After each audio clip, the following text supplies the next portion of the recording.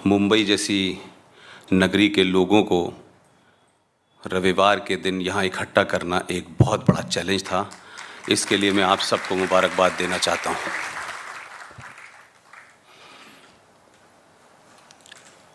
ये जो टॉपिक का नाम आप लोगों ने रखा है, मुझे ध्यान में रख के लिखा है या आपके मन में कुछ और है? ये जो शब्द अल्पसंख्यक है, ये भारतीय राजनीति का सबसे बड़ा आतंकवाद है, क्योंकि शब्दों के अंदर उसका चुनाव, उसका इस्तेमाल और उसको स्थापित करना एक बड़ा षड्यंत्र इस देश में 70 साल पहले हुआ और वो बदस्तूर जारी है। और अल्पसंख्यक इस शब्द को मैं अपनी भाषा में चाहता हूं कि आज से इसको बदला जाए, क्योंकि अल्पसंख्यक तो इस देश में पारसी भी हैं, यहूदी भी हैं, बौद्ध भी हैं, जैन भी हैं, सिख भी हैं। अगर हम अल्पसंख्यक मानसिकता की बात करें तो मैं जनरल जैकब का नाम आप लोगों ने सुना होगा। 1971 वॉर में सैम मानेकशॉ का नाम आपने सुना होगा, अर्जन सिंह का नाम सुना होगा, जगजीत सिंह का नाम सुना होगा। लेकिन ये जो अल्पसंख्यक हैं असल माने में, ये उनके नाम हमें क्यों याद हैं? और जिस अल्पसंख्यक शब्द के इर्द गिर्द किसी एक खास वर्ग के लोगों को टैग कर दिया गया है, मैं उन्हें मानता हूं कि वो हिंदुस्तान की सेकंड लार्जेस्ट मेजॉरिटी हैं, वो अल्पसंख्यक नहीं है।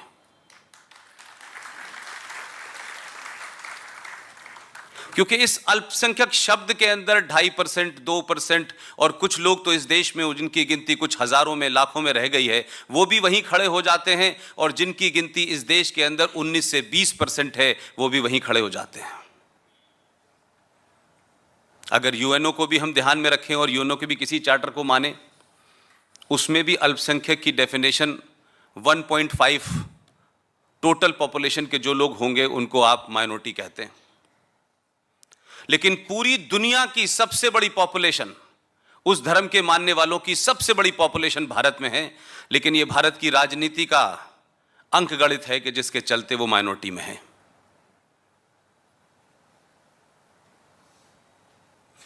इस पर्सपेक्टिव में मैं अपनी बात रखूंगा। मैं बात शुरू करूं? बिस्मिल्लाहिर्रहमानिर्रहीम।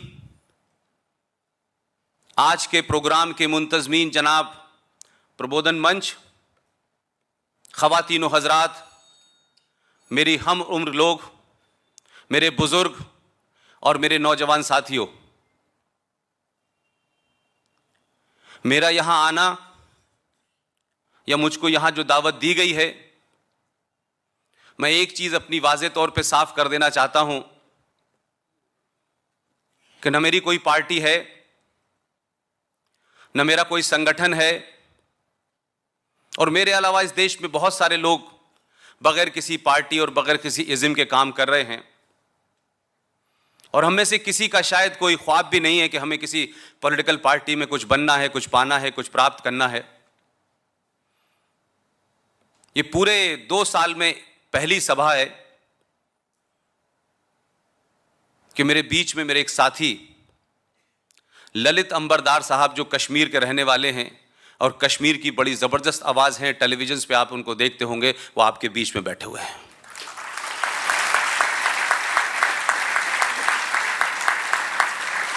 और जब असली कश्मीर के मूल निवासी बीच में बैठे हों, मैं ललित अंबरदार के बारे में 2-3 बातें सिर्फ इसलिए कहना चाहता हूं कि अगर दिल्ली में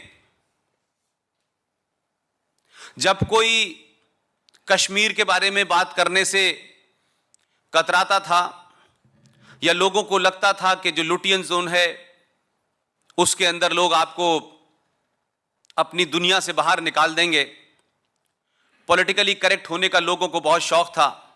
ललित अंबरदार को मैंने उस दौर में देखा है जब मैं एक्टिव जर्नलिज्म कर रहा था, और दिल्ली में, कश्मीर में कोई सेमिनार हो और मक्कार और मुनाफिक इस देश के सेकुलरिज्म की आड़ में बैठ करके कश्मीर को जब डिस्क्राइब करते थे तो अजीब और गरीब किस्म से उसका डिस्क्रिप्शन दिया करते थे, और एक नरेटिव हुआ करता था जो बुरहान वानी और हुर्रियत से भी ज्यादा खतरनाक था।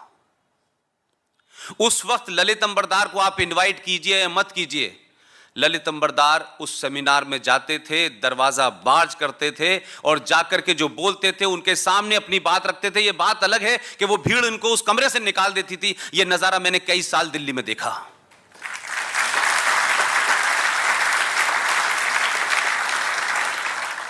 ऐसा नहीं है कि ललित अंबरदार को कोई धक्का मार के निकाल दे और लोगों को अंदाजा ना हो।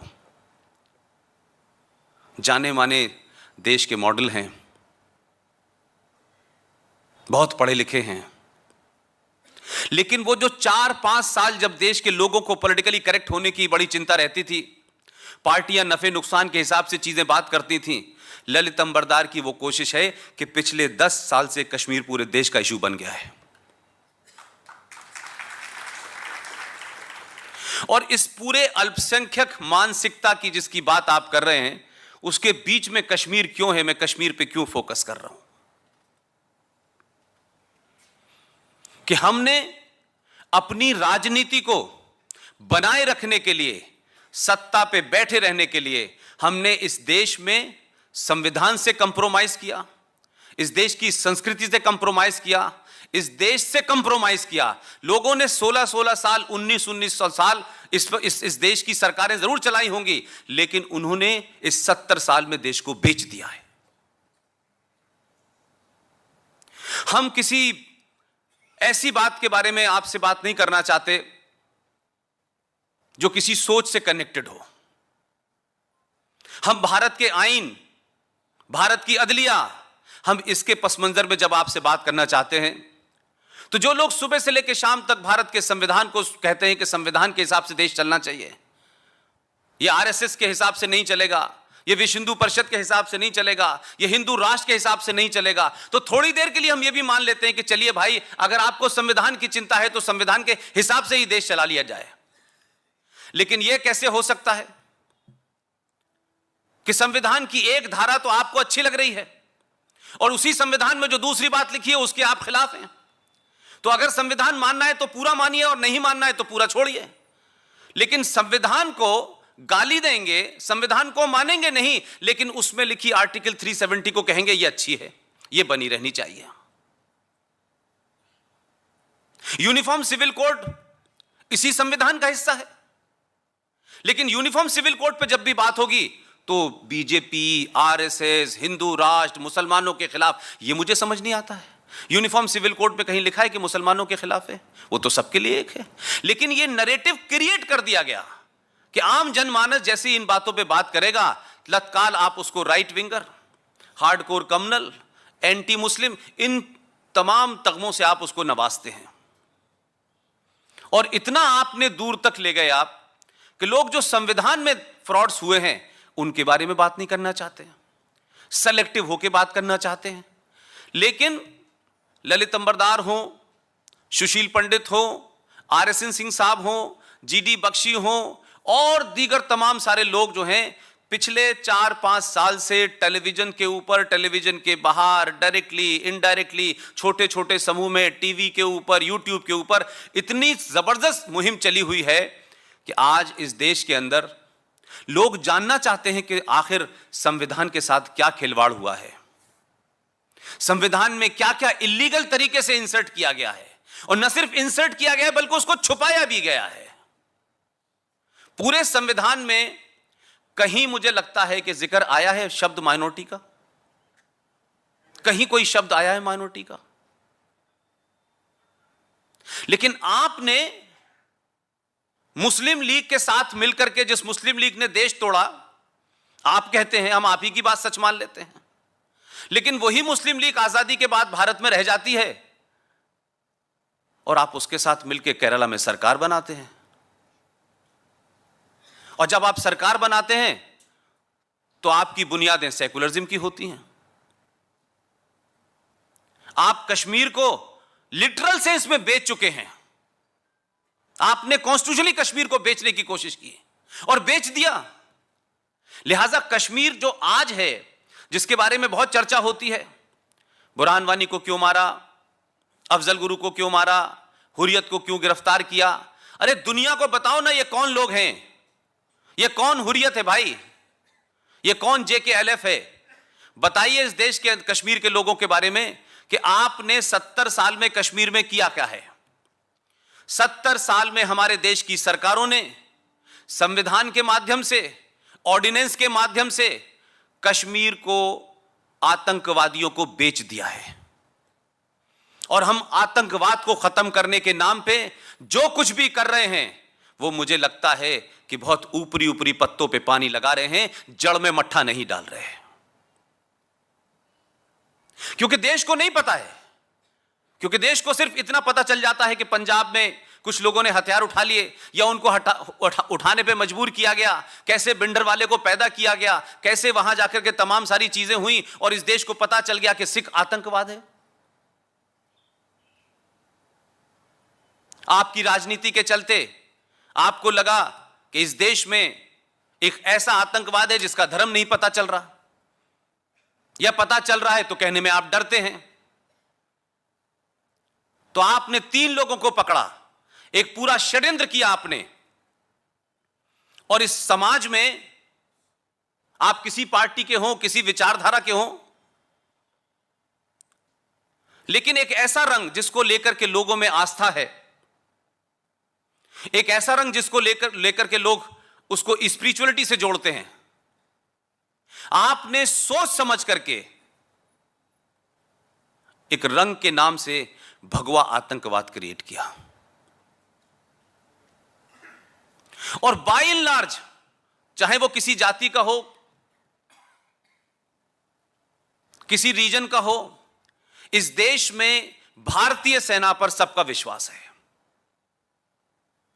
उस पे कोई अगर मगर नहीं करता है। आपने भगवा रंग और भारतीय सेना की वर्दी के ऊपर इस देश की 99% पॉपुलेशन का जो आस्था थी उसको तोड़ने का काम किया। एक तरफ आपने साध्वी प्रज्ञा को जो गेरुए वस्त्र में थी और दूसरी तरफ कर्नल पुरोहित को जो आर्मी की ड्रेस में था, उनकी क्रेडिबिलिटी घटाने के लिए आपने उन्हें भगवा आतंक से जोड़ दिया।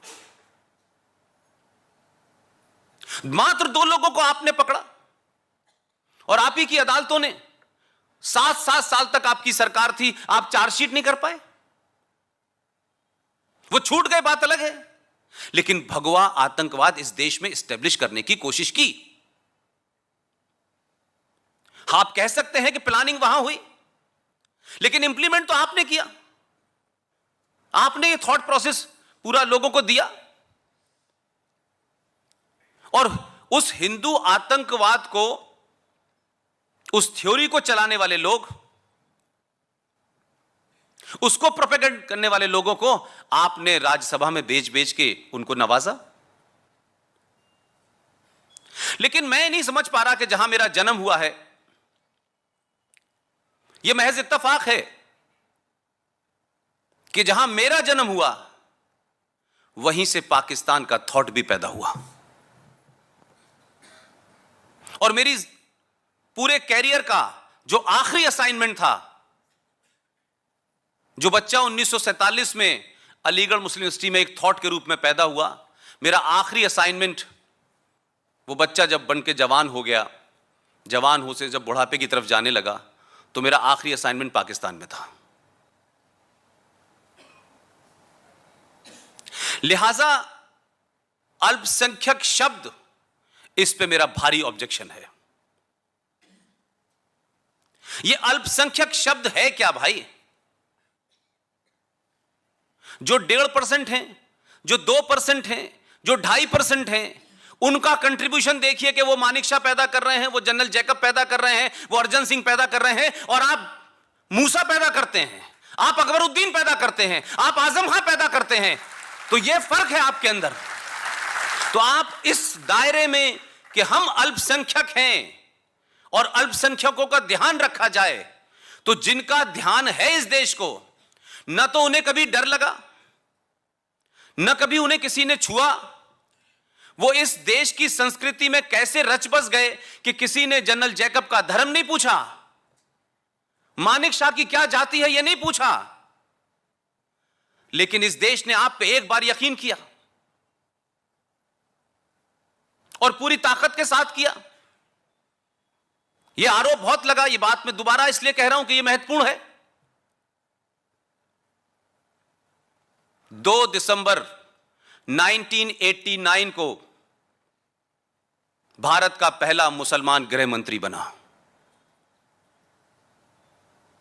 इस देश ने कोई सवाल नहीं खड़ा किया, उनकी नीयत पे शक नहीं किया, जबकि उनकी नीयत शक के घेरे में पिछले 70 साल से थी। आपका रोल क्या था? आजादी से पहले जो लोग भारत की सेना में भर्ती हुए थे, उन लोगों ने पाकिस्तान बनने के बाद एक खास धर्म के लोगों ने वहां जाने की क्यों सोची?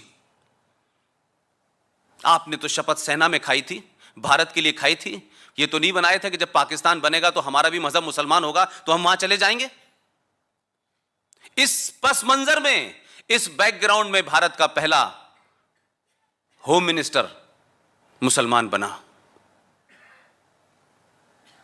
लेकिन उसकी कारकर्दगी देखिए। ललित भाई मेरी बात से सहमत होंगे। 2 दिसंबर को वो शख्स भारत का संविधान की शपथ लेकर के गृह मंत्री बनता है। अल्पसंख्यक के नाम पे देश भर में प्रचार होता है कि देखिए साहब पहला अल्पसंख्यक गृह मंत्री बना है, क्योंकि उससे पहले तो किसी ने कहा नहीं कि अल्पसंख्यक राष्ट्रपति बना है, अल्पसंख्यक जज बना है, अल्पसंख्यक विदेश मंत्री बना है, गवर्नर बना है, किसी ने नहीं पूछा। लेकिन इसका प्रचार बहुत हुआ। तब भी इस देश की 90% मेजॉरिटी ने, मन में कोई शक नहीं था उसके कि भाई संविधान की शपथ ले ली है, अब ये कुछ भी हो, अब ये संविधान से काम करेगा। लेकिन हुआ क्या? 2 दिसंबर को उस शख्स ने शपथ ली, 8 दिसंबर को उसकी बेटी गायब हो गई। देश में यह मैसेज गया कि गृह मंत्री की बेटी, ऐसा लग रहा था कि पिताजी के गृह मंत्री बनने की जल्दी थी उसको, कि वो जल्दी शपथ ले, मैं जल्दी गायब हो जाऊं। नहीं, मैं बात सीरियस बात है मेरे लिए। 2 दिसंबर को शपथ, 8 दिसंबर को बेटी गायब, मात्र 4 दिन में। बेटी को छुड़ाने के लिए पूरे देश के अंदर बवाल मच गया। 4 बड़े आतंकवादियों को छोड़ा गया और बेटी वापस आ गई। वो बेटी कहां थी किसी ने नहीं पूछा। उसको कोई चोट लगी, उससे कुछ कहा, इसका कोई जिक्र नहीं है। और इस देश का वाइब्रेंट मीडिया, कोई एक क्लिप नहीं है कि वो कहां से छूट के आ रही थी, किसी जंगल से आ रही थी, आतंकवादी कौन थे, कहां रखी थी। और बाद में यह पता चला कि वो तो बेटी गायब ही नहीं हुई थी, वो तो सहमति से गई थी। क्योंकि देश के पहले मुसलमान गृह मंत्री को जल्दी जल्दी अपने एजेंडे पूरे करने थे, लिहाजा बेटी गायब हो गई। फिर ये एक सिलसिला चल पड़ा। गुलाम नबी आजाद के घर में कोई गायब हो गया, 27 लोगों को छोड़ दिया। सैफुद्दीन सोज साहब के घर में कोई गायब हो गया, फिर 7 लोगों को छोड़ दिया। ऐसा लग रहा था कि सब इस इंतजार में लोग बैठे हुए थे कि जो काम हम सीधे तौर पर नहीं कर पा रहे, हम कुर्सी पर बैठ के भी कर सकते हैं। और 2 दिसंबर से 19 जनवरी 1990, 40 या 45 दिन का वक्त है ललित भाई। 19 जनवरी को देश में क्या हुआ? पूरी दुनिया में एक ऐसी घटना घटी और हमने किसी ने उसको तवज्जो नहीं दी। जो आज रिएक्शन है आपका, अगर ये 90 में होता तो ये कश्मीर के हालात ये नहीं होते हैं। हमारी चुप्पी और इस देश की मेजॉरिटी की मानसिकता कि हमें क्या फर्क पड़ता है, बंगाल में हो रहा है, अभी थोड़ी नहीं कुछ हो रहा है, हम तो यहां ठीक है, यहां तो कभी ऐसा हो नहीं सकता, और हम तो सदियों से रह रहे हैं। यही सदियों की बात 1935 में लाहौर में सरदार कह रहे थे कि क्या बात करते हो, कभी ऐसा हो सकता है। और हम जैसे पागल लोग जब बताते थे तो कहते थे कि देखो साहब, ये हमारे बीच में डिवाइड पैदा करने आए हैं, ये हमें बांटने आए हैं। हम तो सालों से, सदियों से रह रहे हैं। 1935 में जो लोग कह रहे थे वो 1940 में कहने लायक नहीं बचे। इस पार्टीशन में 21 लाख लोग मरे हैं। 21 लाख लोगों की लाशों पर यह देश बटा है। यही बात 1990 से पहले कश्मीर में कहा करते थे लोग, मानने को तैयार नहीं थे, क्योंकि वो नैरेटिव क्रिएट करना था, लोगों को अच्छा लगता था उस नैरेटिव को। लेकिन 1990 की रात में कश्मीर में जो हुआ है वो इंसानी, इस पूरी दुनिया में किसी सिविलाइजेशन में मैंने ऐसा मैसेकर नहीं देखा। इतनी विवत्स कहानियां हैं उसकी, और कोई 200-500 साल पुरानी बात नहीं है, कल परसों की बात है। कैसे कैसे मारा गया है और किन लोगों ने मारा है, कैसे कैसे बच्चों को मारा गया है, दूध मुंह बच्चों को मारा गया है। रेप की कहानियां विवश हैं। 5.5 लाख कश्मीरी हिंदू, कश्यप ऋषि की औलादें, उसी देश में अल्पसंख्यक लोगों ने उन्हें मार के भगा दिया। और हमारे यहां ललित अंबरदार और सुशील पंडित जैसे लोगों ने जब सुप्रीम कोर्ट में यह कहा कि भाई हजारों हजारों साल पुराने केस खुल रहे हैं, 1990 का भी केस जरा खोलिए, इतने हजार लोग मारे गए, इतने मर्डर हुए, इतने रेप हुए, किसी एक आदमी के ऊपर कोई एक बता दे, किसी अदने से एक आदमी पे कोई पुलिस कंप्लेन या एफआईआर हुई हो। पूरा समाज, सत्ता और व्यवस्था ने मिलकर यह जघन्य अपराध किया। यह हमने होने दिया। इस देश की कश्मीर की स्थिति के लिए यह भारत जिम्मेदार है। भारत की चुप्पी ने कश्मीर में कुछ लोगों को इतनी ताकत दी, संवैधानिक तौर पे दी, कोर्ट के माध्यम से दी, कि उन्होंने जब यह अपराध किया तो लोगों ने मुंह नहीं खोला और सुप्रीम कोर्ट ने सुओ मोटो नोटिस नहीं लिया। जो सुओ मोटो आपके मुंबई के अंदर दही हांडी की लंबाई के लिए चिंतित रहती है, महाकाल के लिए चिंतित रहती है,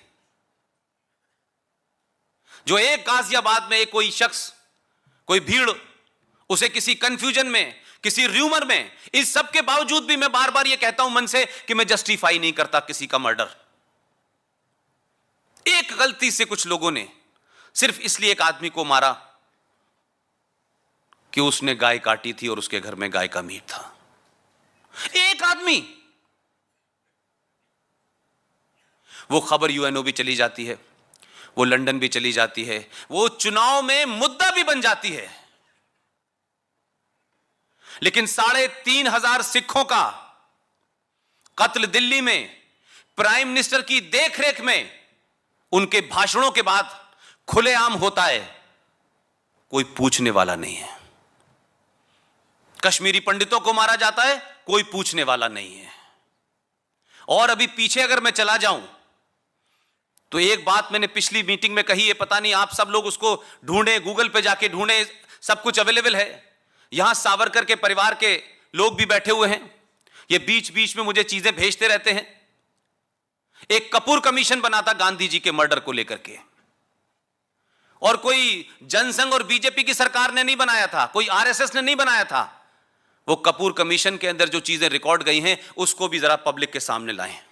आजकल तो इस बात की ज्यादा है कि फ्रीडम ऑफ एक्सप्रेशन की आजादी होनी चाहिए, तो इसकी भी फ्रीडम होनी चाहिए कि ये जो बने हुए हैं कमीशन, ये पब्लिक में आए, पब्लिक तय करेगी किसने मारा, कैसे मारा, कहां मारा और कौन कॉन्स्पिरेटर थे। पब्लिक में आने दीजिए। तो अगर इस देश में पहली मॉब लिंचिंग की बात की जाए जो ऑर्गेनाइज तरीके से की गई, वो तो पूना में गांधी जी की हत्या से 3 दिन पहले वहां के एक कलेक्टर के घर में एक साहब पहुंचे थे, सिर्फ ये बताने के लिए, ये उस कपूर कमीशन के अंदर ये लिखा हुआ है। वो पहुंचा, उसने कहा कि पूना में ब्राह्मणों का बड़े लेवल पर कत्ल होने वाला है, क्योंकि 3 दिन बाद गांधी जी की हत्या होने वाली है। यह बयान कपूर कमीशन में दर्ज है। उसका पति कलेक्टर था, उस जमाने मोबाइल वगैरह नहीं थे, फिर भी उसको यह खबर पहुंचा दी गई और उसने उस पर नोट बना के भेजा कि ऐसी ऐसी मुझे खबर मिली है। दिल्ली में वो फाइल किसने छुपा दी? उस पर कोई अमल क्यों नहीं हुआ? तो अगर इस देश में कोई ऑर्गेनाइज मॉब लिंचिंग हुई है तो वो पूना में पहले ब्राह्मणों की हुई है, उसके बाद सरदारों की हुई है, उसके बाद कश्मीरी पंडितों की हुई है। तो सुप्रीम कोर्ट को मैंने इस दरमियान कभी नहीं देखा कि सुप्रीम कोर्ट इस बात के लिए चिंतित हो कि मॉब लिंचिंग हुई है, we will not accept this mob lynching, government should take instant action. यह हेडलाइन मैंने देश के अखबारों की बनते नहीं देखा। 1990 में मैंने कोई टेलीविजन नहीं देखा कि किसी अखबार ने अपनी बैरन हेडलाइन बनाई हो। कश्मीर के अलावा चाहे पंजाब का मामला हो, कभी मैंने नहीं देखा कि सुप्रीम कोर्ट ने सुओ मोटो उस पर नोटिस ले लिया हो। लेकिन गाजियाबाद की एक घटना ने पूरे सुप्रीम कोर्ट को हिला दिया। तो ये जो आपकी सेंसिटिविटी है, ये मक्कारी से भरी हुई है। आप शामिल हैं, आप काले कोर्ट में बैठ करके इस हत्याओं के जिम्मेदार हैं, क्योंकि आपने समय रहते ना तो उस पर सुओ मोटो लिया, और जब लोग आपके पास गए कि इस पर सुनवाई हो तो आपने क्या जवाब दिया? आपने कहा कि अब केस पुराना हो गया है, अब इसके रिकॉर्ड नहीं मिलेंगे। इस देश में कितनी सेलेक्टिव मक्कारी है। इस देश को, इस देश की व्यवस्था ने खोखला कर दिया है। लोगों को बड़ा शौक है। आप पॉलिटिशियन को गाली देना बहुत आसान है इस देश के अंदर, आप दे दीजिए। ब्यूरोक्रेट को गाली देना बहुत आसान है, लेकिन मैं कभी कभी इस बात को बड़ी संजीदगी से सोचता हूं कि जो पॉलिटिशियन है, अच्छा है बुरा है वो एक अलग इशू हो सकता है, लेकिन एक पॉलिटिशियन 15-20 लाख लोगों के बीच में जाता है, 5 साल बाद में जाता है। अब तो मुझे लगता है कि शायद परंपरा जो है 5 साल बाद ही आएगी, पहले 1.5 साल बाद आ जाती थी। वो जाता है, उनका मैंडेट लेता है, उनके मैंडेट के बाद बैठता है। एक ब्यूरोक्रेट पूरी जिंदगी लगा देता है अपनी, तब जाकर के आईएएस और पीसीएस बनता है। लेकिन यह कमाल की जुडिशरी है, जो जाने वाले चीफ जस्टिस होते हैं वो आने वाले का नाम बता के चले जाते हैं, और इन पे सवाल नहीं होगा क्योंकि इनको अल्लाह मियां ने डायरेक्ट भेजा है। तो अगर ब्यूरोक्रेट पे सवाल उठ सकता है, पॉलिटिशियन पे सवाल उठ सकता है, प्रधानमंत्री पे सवाल उठ सकता है, तो भाई ये जुडिशरी को किसने ये कवच पहना दिया है कि इनके ऊपर बात ही नहीं होगी? क्यों नहीं होगी इनके ऊपर बात? ये कंटेम्प्ट को कोर्ट से डराएंगे? देश बड़ा है या सुप्रीम कोर्ट बड़ी है? सुप्रीम कोर्ट देश के लिए बनी है कि देश सुप्रीम कोर्ट के लिए बना है? और आप दिखते तो हैं, सबके काले कोट हैं, लेकिन आपका एजेंडा कुछ और है। इसलिए सबरीमलाई के ऊपर जब बात होती है तो आपका रुख कुछ और होता है। तब आप ताकत के साथ अपनी बात को मनवाते हैं कि 1000 साल पुरानी परंपरा को आप तय करेंगे, कानून तय करेगा किसी की आस्था को। यह कब से आस्था तय होने लगी? और आपकी आस्था किसमें है भगवान जाने, आपकी आस्था है भी कि नहीं है। तो आपने 1000 साल पुरानी परंपरा को धराशायी कर दिया क्योंकि आपको सडन लग रहा था जेंडर जस्टिस की बात आप कर रहे थे। कोर्ट तय करता है जेंडर जस्टिस। जिस जेंडर जस्टिस को लेकर के चीफ जस्टिस साहब बड़े चिंतित थे, उसी जेंडर ने जस्टिस काफूर हो गया, जेंडर जस्टिस हवा में उड़ गया, फौरन पहुंच गए 16वीं सदी में, और यह कहा कि जिस महिला ने मुझ पे आरोप लगाया है, यह मुझ पे नहीं जुडिशरी पे हमला है।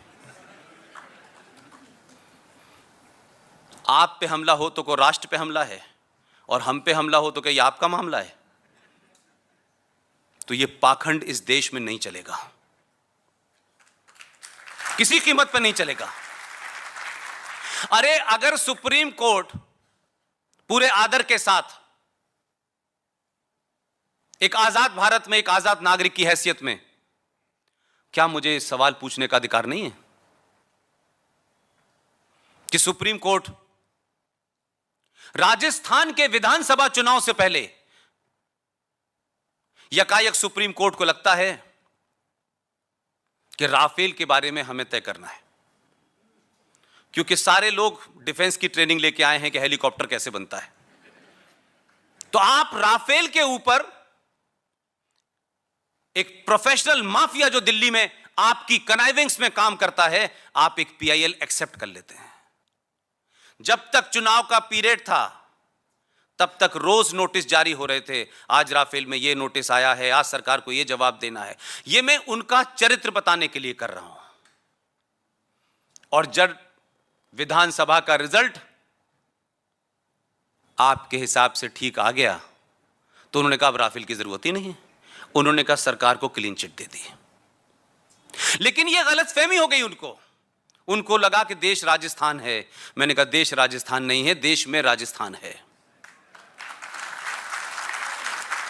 उन्हीं लोगों ने इतने इंपॉर्टेंट डॉक्यूमेंट्स को, जिसमें ऑफिशियल सीक्रेट एक्ट की खिलाफ वर्जी होती है, कुछ डॉक्यूमेंट चुराया कि कुछ लोग 2014 में मंत्री नहीं बन पाए थे लेकिन 2002 में मंत्री थे, तो अपने जमाने के कुछ कारिंदों को अपॉइंट करके गए होंगे मिनिस्ट्री में।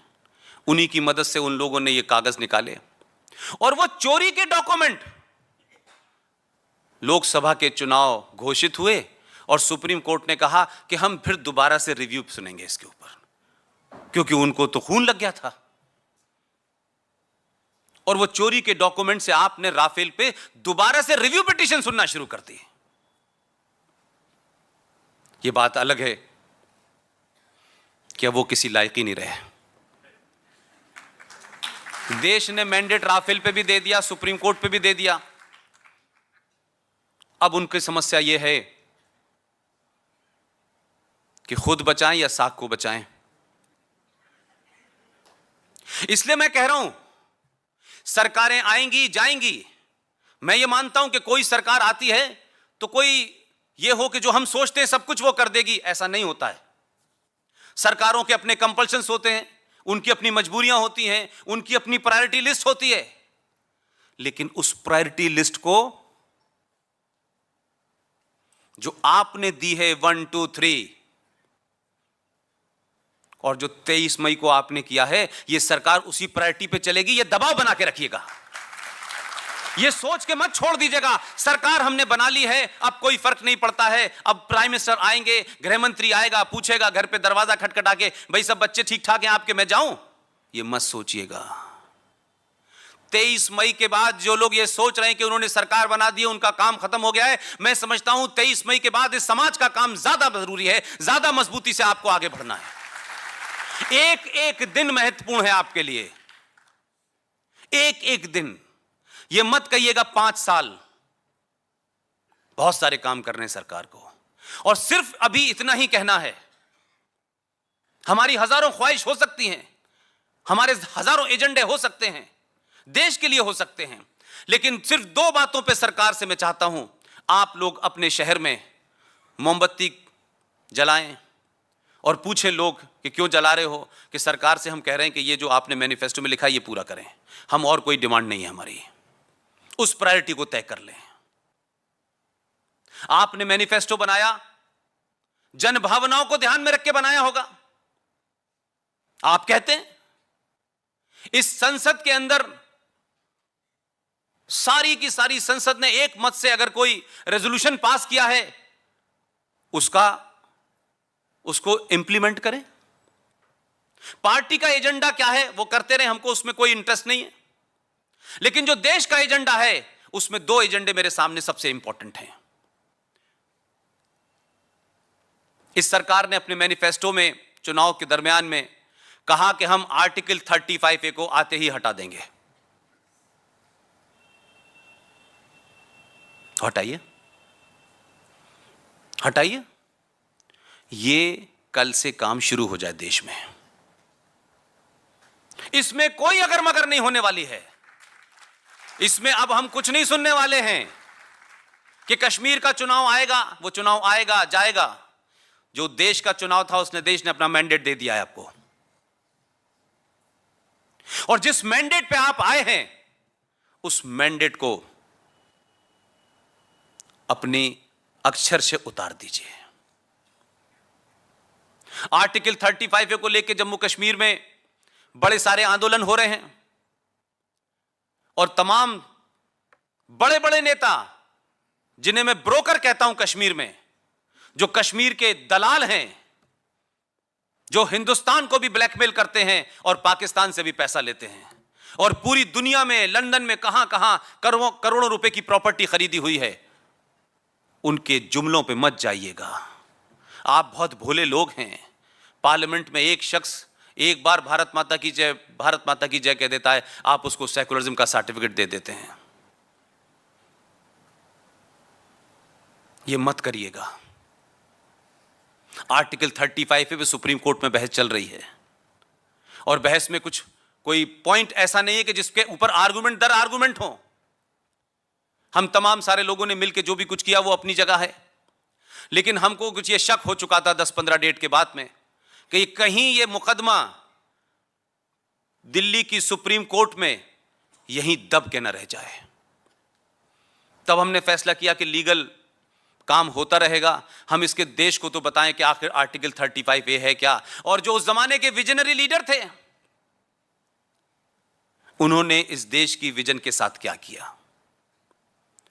14 मई 1954 राष्ट्रपति से एक ऑर्डर दिलवाया गया, एक आदेश मात्र दिलवाया गया और उस आदेश को आपने संविधान में जोड़ दिया। और ललित भाई, यह ऐसा ही नहीं हुआ है कि संविधान की कॉपी तो 26 जनवरी 1950 को आ गई थी। आपने 54 में यह षड्यंत्र किया, यहां भी ठीक है, लेकिन यह क्या वजह है कि भाई जब हम इसकी खोज कर रहे थे तो 1954 के बाद जो 5 कॉपियां हैं, एडिशन हैं, क्योंकि संविधान की कॉपी ऑफिशियली हर बार जारी होती है, सरकार बताती है कि हमने इस बार इसमें क्या रद्दोबदल किया है। 5 कॉपियों से आर्टिकल 35A गायब है। लोगों को पता ना चले इसका भी इंतजाम आपने किया और इसके लिए पूरी पॉलिटिकल क्लास जिम्मेदार है और पूरी लीगल फ्रेटर्निटी जिम्मेदार है। आम आदमी को कॉन्स्टिट्यूशन के बारे में ज्यादा पता नहीं होता, लीगल मामलात के बारे में पता नहीं होता, किसी वकील को पता नहीं, किसी जज को पता नहीं। और अगर जज साहब को पता था तो यह सवाल क्यों नहीं उठाया कि क्या भारत के संविधान में, कौन सा भारत की पार्लियामेंट इस बात के लिए पावर देती है कि भारत के संविधान में एक राष्ट्रपति आदेश दे कोई और उस आदेश के बारे में 6 महीने 7 महीने उसकी कोई लिमिट हो, उस पर कभी बहस हुई हो, वो भारत के संविधान में इंसर्ट और धारा बन जाए। ऐसा होता है, लेकिन होने दिया। यह बात अलग है कि उस वक्त के विजनरी प्राइम मिनिस्टर के बड़े अच्छे दोस्त थे कश्मीर में और इतने अच्छे दोस्त थे कि उनकी नाजायज और जायज सारी मांगे मानी आपने। वो भी थे, उन्होंने कहा साहब पूरे हिंदुस्तान में 5 साल की असेंबली होगी, मैं तो नहीं चाहता, मेरी असेंबली 6 साल की होनी चाहिए, आप ले लीजिए। कि मैं चीफ मिनिस्टर नहीं कहलाऊंगा, मैं प्राइम मिनिस्टर कहलाऊंगा, आप ये भी ले लीजिए। लेकिन धारा 35A, जिसे मैं धारा नहीं कहना चाहता, यह फ्रॉड राष्ट्रपति का आदेश जम्मू कश्मीर में आतंकवाद की सबसे बड़ी धारा है। इसके कारण जम्मू कश्मीर में आतंकवाद पल रहा है, उसको मजबूती मिल रही है। भारत के संविधान में एक धारा है जिसमें यह लिखा गया है कि आप हिंदुस्तान के किसी कोने में पैदा हो, कोई रंग हो, कोई बातचीत हो, कोई जबान हो, आप किसी भी जगह जाकर के बस सकते हैं, कारोबार कर सकते हैं। यह भारत के संविधान की एक धारा कहती है, जिसके कारण हजारों लोग आपके मुंबई में हैं। क्या आपने कभी उनसे पूछा कि अपनी नागरिकता बताओ? लेकिन जम्मू कश्मीर की सरकार को यह धारा इस बात की ताकत देती है कि जम्मू कश्मीर की सरकार यह तय करेगी कि आपको जम्मू कश्मीर की नागरिकता दी जाए या न दी जाए। और आप नागरिक नहीं हैं तो आप जम्मू कश्मीर में न जमीन खरीद सकते हैं, न कारोबार कर सकते हैं, न राज्य की किसी स्कीम का फायदा ले सकते हैं, न विधानसभा का चुनाव लड़ सकते हैं, न वोट दे सकते हैं। तो ये आजाद भारत के अंदर, सेकुलर भारत के अंदर, ये टू नेशन थ्योरी वाला स्टेट किसने पनपाया? कौन लोग थे भाई कि जिस टू नेशन थ्योरी की बात पे आपने पाकिस्तान बनने दिया और कहा कि नहीं, हम नहीं मानेंगे? आपने इस देश के संविधान में ला करके कश्मीर को इस्लामिक स्टेट बना दिया। और वो लोग जो सुबह से शाम टेलीविजन पे आते हैं, मक्कार और मुनाफकत की पराकाष्ठा देखिए क्या कहते हैं, कश्मीरियत, जमहूरियत, इंसानियत, ये तीनों नारे जो हैं दुनिया के सबसे बड़े फ्रॉड हैं। ये बात अलग है कि हमारे यहां राजनीतिक दल दिल्ली में बैठे हुए कुछ दूसरी दुनिया में रहते हैं, उनको लगता है कि जैसे सब कुछ ठीक चल रहा है, सब कुछ हरा भरा है, लुटियन जोन में पूरी दुनिया में ऐसा है। और इसी गलतफहमी के चलते हम कई बार वो हरकतें कर बैठते हैं जिसका हमें अंदाजा नहीं होता, क्योंकि आपको या तो रात स्टेटमेंट बनना होता है, दुनिया का वर्ल्ड लीडर बनना होता है। तो हमारे ही देश में लोग वर्ल्ड लीडर जब बनते हैं जब अपने लोगों की इच्छाओं के विरुद्ध चले जाते हैं। पूरी दुनिया में ऐसा कहीं नहीं होता, क्योंकि यह सबसे आसान है हमारे यहां। तो एक जुमला निकाला गया कि कश्मीर के लोगों को इस दायरे में सब कुछ दिया जा सकता है। पहले तो सब कुछ दे चुके थे, अब देना क्या था? आप उनका जहन देखिए कि आखिर इस धारा को लाने की जरूरत क्या पड़ी थी 1954 में। मैं आज के लीडर की बात मान सकता हूं कि बहुत बौने हैं, उसमें ये भी बौने हैं, लेकिन मैं आपको आजादी के बाद उन कश्मीरी लीडरों की बात कर रहा हूं जो बहुत बड़े बड़े लीडर थे। उनका क्या नाम बताया जाता था, वाह वाह वाह वाह। और क्या मजबूरी रही जवाहरलाल नेहरू की कि इतनी नजदीकियां निभाई, अपनी पार्टी के खिलाफ चले गए, इस अपने समाज के खिलाफ चले गए, इस देश के खिलाफ चले गए, लेकिन क्या मजबूरी हुई जवाहरलाल नेहरू साहब, ये तो बताओ देश को कि शेख अब्दुल्ला को गद्दारी के जुर्म में आपने जेल में क्यों डाला था? वो क्या गद्दारी की थी वो बताइए। यह अद्भुत देश है कि एक देश, आपके यहां समाज में किसी के घर में कोई लड़का बुरा निकल जाए, 90% समाज उस घर से रिश्ता नहीं रखना चाहता। लेकिन यह फैशन हमारे यहां बना कि एक गद्दार का बेटा हिंदुस्तान में चीफ मिनिस्टर बन सकता है। एक ऐसे शख्स जिसने अंतरराष्ट्रीय आतंक के दरवाजे खोले हो कश्मीर में, उसकी बेटी मुख्यमंत्री बन सकती है। यह पैरामीटर तय किए हैं हमने। लिहाजा जम्मू कश्मीर के अंदर 1954 में ही तय हो चुका था कि यह सूबा किधर जा रहा है।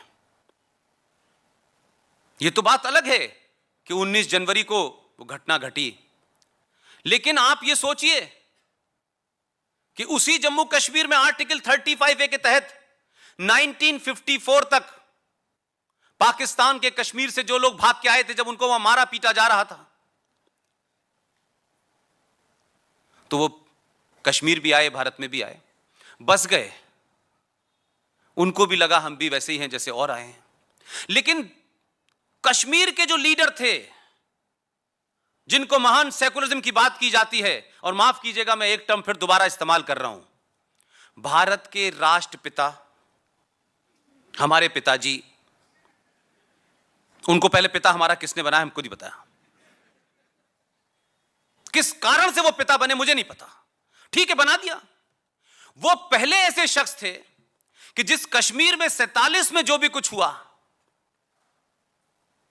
वो उन्होंने एक बयान दिया, मुझे कश्मीर में रोशनी नजर आती है हिंदू मुस्लिम एकता की, और पूरे 70 साल में एक ही राज्य है जहां धर्म और पहचान के नाम पे ऑफिशियली अनऑफिशियली मारा गया लोगों को। आपने 1954 में ये जो दिया, उसकी मक्कारी देखिए। ये जम्मू कश्मीर का संविधान है। मेरी आप सबसे दरखास्त है, इसे खरीदिए और पढ़िए कि हमारे देश में एक सूबा है, उसका अलग से संविधान है, और हमने क्या क्या इसमें पाप किए हैं, यह पता चलना चाहिए आपको। आपने क्या किया? आपने यह कहा कि कश्मीरी लीडरान ने कहा कि आपने यह धारा 1954 में इंसर्ट करिए संविधान में, लेकिन हम चाहते हैं कि इसके लागू होने की डेट 1944 हो। आपने कहा ये भी ले लीजिए, क्योंकि वो विजनरी थे भाई, आपने उनको लागू करने दी। 1944 तक जो पाकिस्तान से आने वाला था, क्योंकि सबको पता है 1940 में पाकिस्तान जिसको कहते हैं आज की डेट में, उस वक्त लाहौर शहर के अंदर पाकिस्तान बनने का रेजोल्यूशन पास हो गया था, जिसे उर्दू में करारदाते पाकिस्तान कहते हैं। तो लोगों को समझ में आ गया था। लेकिन 40-44 के बाद में जो मारपीट शुरू हुई, तब वहां से 5500 परिवार, 5500 परिवार जम्मू श्रीनगर में आए थे, वो बस गए। लेकिन उस वक्त के शातिर लोगों को देखिए कि 44 की डेट आपने इसलिए चुनी कि आपको मालूम था कि उसके बाद 99.9% हिंदू आए थे। वो 5500 परिवार लाखों की गिनती में हैं। 70 साल से अब दुनिया के सबसे बड़े लोकतंत्र के अंदर वो अपने राज्य में वोट नहीं दे सकते, क्योंकि वो नागरिक नहीं है। अपने राज्य की किसी स्कीम का फायदा नहीं ले सकते, उन पे जमीन नहीं खरीद सकते। वो इस देश में कुछ संगठनों के माध्यम से, कुछ समाजसेवी संगठनों के माध्यम से उनके घर का चूल्हा जलता है। जेएनयू के अंदर उसी राज्य की एक लड़की जो है, वो कन्हैया को जिताने के लिए बेगूसराय तक तो जाती है फ्रीडम ऑफ एक्सप्रेशन के लिए, लेकिन अपने राज्य के 7.5 लाख हिंदुओं के लिए कोई एक धरना प्रदर्शन नहीं हुआ। इस देश में नहीं हुआ, कश्मीर में नहीं हुआ। और वो मक्कार मुनाफिक चीफ मिनिस्टर ये कहती है कि कश्मीरी तो हमारे भाई हैं, हम उनके बगैर रह नहीं सकते। ये खुली मक्कारी है इस देश के अंदर। पब्लिक पोस्चर ये रखो और अंदरूनी तौर पे सब गड़बड़ कर दो। और अभी अभी मैंने सुना है 4-5 दिन पहले एक बयान आया एक मक्कार का, वो कहता है कि यार कुछ पंडितों को बुला लो जल्दी से, नहीं आर्टिकल 35 पे हट जाएगा। तो अगर यह शर्त है कि कश्मीरी वहां जाएंगे तो आर्टिकल 35 की मुखालफत नहीं होगी। कश्मीरी पंडित जाएं या नहीं जाएं, आर्टिकल 35 हर हालत में खत्म होना चाहिए।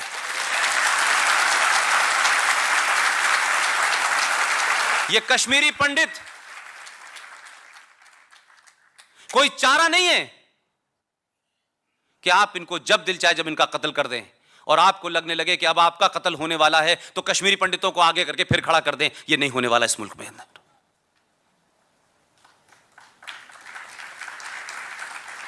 तो मेरी सरकार से कहना है कि आर्टिकल 35 पे अविलंब वो सरकार तय करे। मैं ये नहीं कहना चाहता कि कल करे परसों करे, लेकिन हमारे यहां उत्तर प्रदेश में एक कहावत है, कब्जा सच्चा झगड़ा झूठा। जो अभी होगा उसमें जिसको भी देश तोड़ना है, 47 की स्थिति बनानी है, कश्मीर में आग लगानी है, लगा ले। अब तो हम कहते हैं कि लगाते क्यों नहीं हो, जल्दी लगाओ। हम इंतजार कर रहे हैं कि इस आग में देखते हैं इस बार कौन जलेगा, क्योंकि तुमने हमारे लोगों को निकाल के बाहर कर दिया है। देखते हैं किसको तुम आग लगाते हो। ये धमकी मत दो कि कश्मीर में आग लगा देंगे, कश्मीर अलग हो जाएगा। अब कोई अलग अलग नहीं होगा, अब कोई अलग नहीं होगा कि अलग ना होने का मैंडेट देश ने दे दिया है। यह मत समझिएगा कि दिल्ली में मनमोहन सिंह और नेहरू जी बैठे हुए हैं, चले गए वो नहीं है कहीं वो भाई। इसलिए देखिए, जैसे ही हिंदुस्तान पाकिस्तान की बात होगी तो कुछ लोग कहेंगे देखिए नहीं नहीं नहीं अभी हमें ऐसा नहीं करना चाहिए, उससे बात करना चाहिए। यह दुनिया की सबसे लंबी बातचीत है जो कश्मीर और पाकिस्तान में हो रही है। बातचीत बातचीत बातचीत शब्द शर्मा गया है कि कितनी करें बातचीत। जो आता है बातचीत होनी चाहिए। अरे भाई क्या बात रह गई है जो करनी है? कोई ये नहीं बता रहा किस मौजू पे बात करनी है। मैं बताता हूं आपको किस पे बात करनी है, आपको किस पे बात करनी है। भारत की संसद में 22 फरवरी 1994 को एक घटना घटती है। पीवी नरसिम्हा राव प्रधानमंत्री थे। पीवी नरसिम्हा राव ने संसद के दोनों सदनों का ज्वाइंट सेशन रखा और उसमें अक्रॉस द पार्टी लोग मौजूद थे। सर्वसम्मति से पास हुआ और वो रेजोल्यूशन क्या था। 22 फरवरी 1994 को नरसिम्हा राव ने कहा, भारत और पाकिस्तान के बीच में कश्मीर एक विवाद है। तो कुछ लोग बहुत खुश हुए कि चलो इसने विवाद तो माना, लेकिन नरसिम्हा राव को बहुत कम लोग जानते हैं। मैं उसको आज भी कहता हूं आधुनिक भारत का चाणक्य था।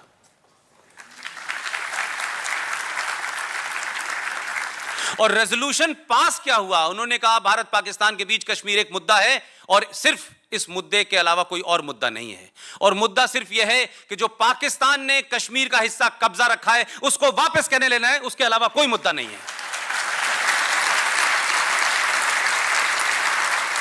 भारत की संसद में सर्वसम्मति से अगर यह पास हुआ है तो वो मुद्दा संसद का है, वो किसी पार्टी का नहीं है। मैं इस सरकार से कहता हूं उसको निकलवाया जाए और जो कहा गया है 1994 में उसको इंप्लीमेंट कर दिया जाए कि सिर्फ कश्मीर जो पाकिस्तान ने कब्जा रखा है उसको हमको वापस कैसे लेना है, इसके अलावा कोई मुद्दे पे बात नहीं होगी। तो यह बातचीत का सिलसिला समाप्त हो जाएगा। जिनको बातचीत का बहुत शौक है वो बातचीत नहीं करेंगे, वो मौन व्रत में चले जाएंगे। आप सही मुद्दों को उठाएं, सही जगह स्ट्राइक करें, क्योंकि आप उठाते नहीं हैं, वो बताते नहीं हैं। इसीलिए पूरी दुनिया में चल रहा है Islam is a religion of peace. वो कहते हैं पीस, हम भी कहते हैं पीस। उनकी स्पेलिंग अलग है, हमारी भी स्पेलिंग अलग है।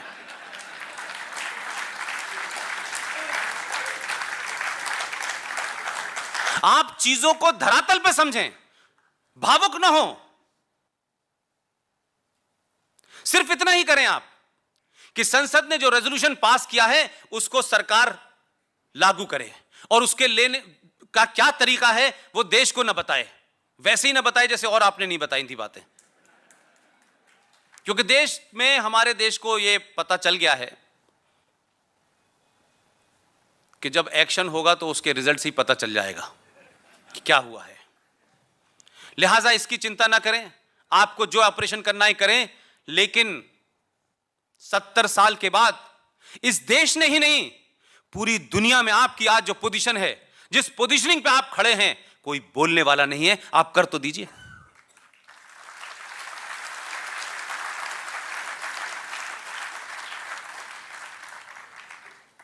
लिहाजा आपने बताया तो नहीं था कि आप डोजियर भेजेंगे, आपने नहीं बताया था। उनको डोजियर का इंतजार था, आपने सीधी डोज दे दी। अब पूरे देश के अंदर हड़कंप मच गया है। अब लोगों को लग रहा है कि यार ये तो काम ही ऐसे ही करता है। उसकी पार्टी वाले भी कहते हैं यार ये तो काम ऐसे ही करता है। मीडिया वालों की दुकान बंद हो गई कि हमें तो पहले से पता ही नहीं चलता क्या होने वाला है। तो ये अगर आप करते हैं देश हित में तो इसको जारी रखिए। देश ने आपके ऊपर यकीन, पूरा भरोसा जताया है, और तमाम अपनी निजी तकलीफों के बावजूद भी यह देश में पहला चुनाव हुआ है कि किसी ने यह नहीं कहा कि इस सरकार की वजह से मुझे नुकसान हो गया, मेरा टैक्स ज्यादा चला गया, जीएसटी में पैसे ज्यादा चले गए, मुझे यह हुआ। लेकिन उसके बावजूद भी आपने दुनिया का सबसे बड़ा मैंडेट दिया।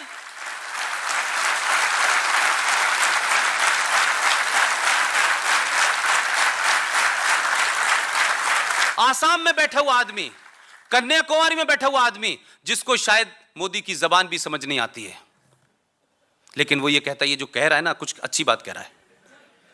ये यकीन बहुत मुश्किल से होता है किसी लीडर पे।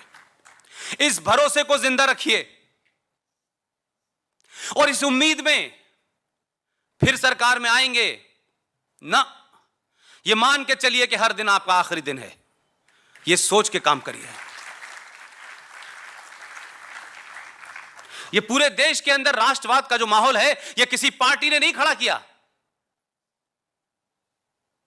ये 700 साल के उस गुलामी के बाहर निकलने की पहली कोशिश है आपकी। और जब आपको मौका मिला तो आपने बगैर किसी इफ एंड बट करे आप खड़े हो गए।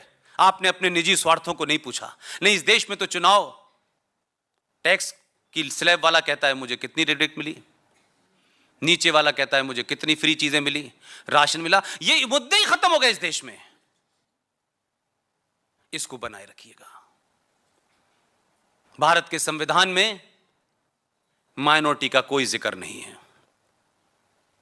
लेकिन हमारे यहां कमाल की बात है, एक तरफ तो संविधान को हम बहुत सर पर रखते हैं, लेकिन उसके खिलाफ जाकर के बहुत सारे काम करते हैं। एक नया मुद्दा है जो कश्मीर का, हमारा एक साथी है अंकुर शर्मा, वो वहां लड़ाई लड़ रहा है। जब यह पूछा गया कि जम्मू कश्मीर के अंदर पहला राज्य है जहां 70% मुसलमान हैं, तो 30% लोग कौन है भाई? तो बट नेचुरल होगा वो माइनॉरिटी में होंगे। तो उसमें डोगरा हैं, सिख हैं, हिंदू हैं, जैन हैं, बौद्ध हैं, तमाम सारे लोग हैं। लेकिन जब यह सवाल उठा तो जम्मू कश्मीर की सरकार ने कहा कि कश्मीर में तो मुसलमान माइनॉरिटी में हैं। अब ये देश को समझ नहीं आया कि ये कौन सा गणित है भाई। ये 1400 साल पहले शुरू हुआ था, ये किसने इजाद किया था नहीं पता। ऐसी लक्षद्वीप नाम की एक जगह है, आप सब लोग जानते होंगे, वहां 96% मुसलमान हैं, वहां पे भी मुसलमान माइनॉरिटी में है। तो हमारे यहां जो सुप्रीम कोर्ट है, कभी कभी तो मुझे ये शक होने लगता है कि जब आप उनसे पूछेंगे तो अच्छा ऐसा हो गया है, अच्छा आप, अरे बड़ी अच्छी बात बताई आपने हमको। तो जिनको नाली साफ करने से लेके जस्टिस लोहिया की मौत से लेकर के तमाम काम बचे हैं, उनको इतना बड़ा फ्रॉड नजर नहीं आता जो दिन भर कॉन्स्टिट्यूशन से खेलते हैं सुबह से लेकर शाम तक। तो जब अंकुर शर्मा ने ये पिटीशन डाली कि भाई जम्मू कश्मीर में माइनॉरिटी में जो लोग हैं उन्हें माइनॉरिटी का पैसा नहीं मिलता, तो उन्होंने एफिडेविट लिख के दिया कि जम्मू कश्मीर में तो मुसलमान माइनॉरिटी में है। तो सुप्रीम कोर्ट की भी समझ नहीं आया कि ये कौन से नए लोग हैं भाई ऐसी बात कह रहे हैं। तो पता यह चला कि जो नेशनल कमीशन फॉर माइनॉरिटीज बना हुआ है यही फ्रॉड है। इसलिए कि संविधान ये कह सकता है कि राज्यों के स्तर पर तो कोई माइनॉरिटी हो सकता है, राष्ट्रीय स्तर पर कोई माइनॉरिटी नहीं हो सकता। लेकिन क्योंकि राष्ट्रीय स्तर पर मुसलमान माइनॉरिटी का नाम दिया जा रहा है उनको, यह अलग बात है कि 20-21 करोड़ की जनता भी माइनॉरिटी में है, 10-5 मुल्क बन जाएंगे उसके बाद भी माइनॉरिटी में है। और इस माइनॉरिटी के चलते हर दूसरी बात पे माइनॉरिटी, अल्पसंख्यकों का ख्याल नहीं रखा गया। देखिए एक भी मुसलमान नहीं आया, तो भाई जब 56 थे तब क्या कर लिया था आपने, तब क्या हो गया था? तो इस सोच के साथ अगर लोग ये कहें कि ये माइनॉरिटी के लोग हैं और 56 मुसलमान थे, अब 2 आए हैं जीत के, तुम वो नहीं रहेंगे तो मुसलमानों की हिफाजत कौन करेगा?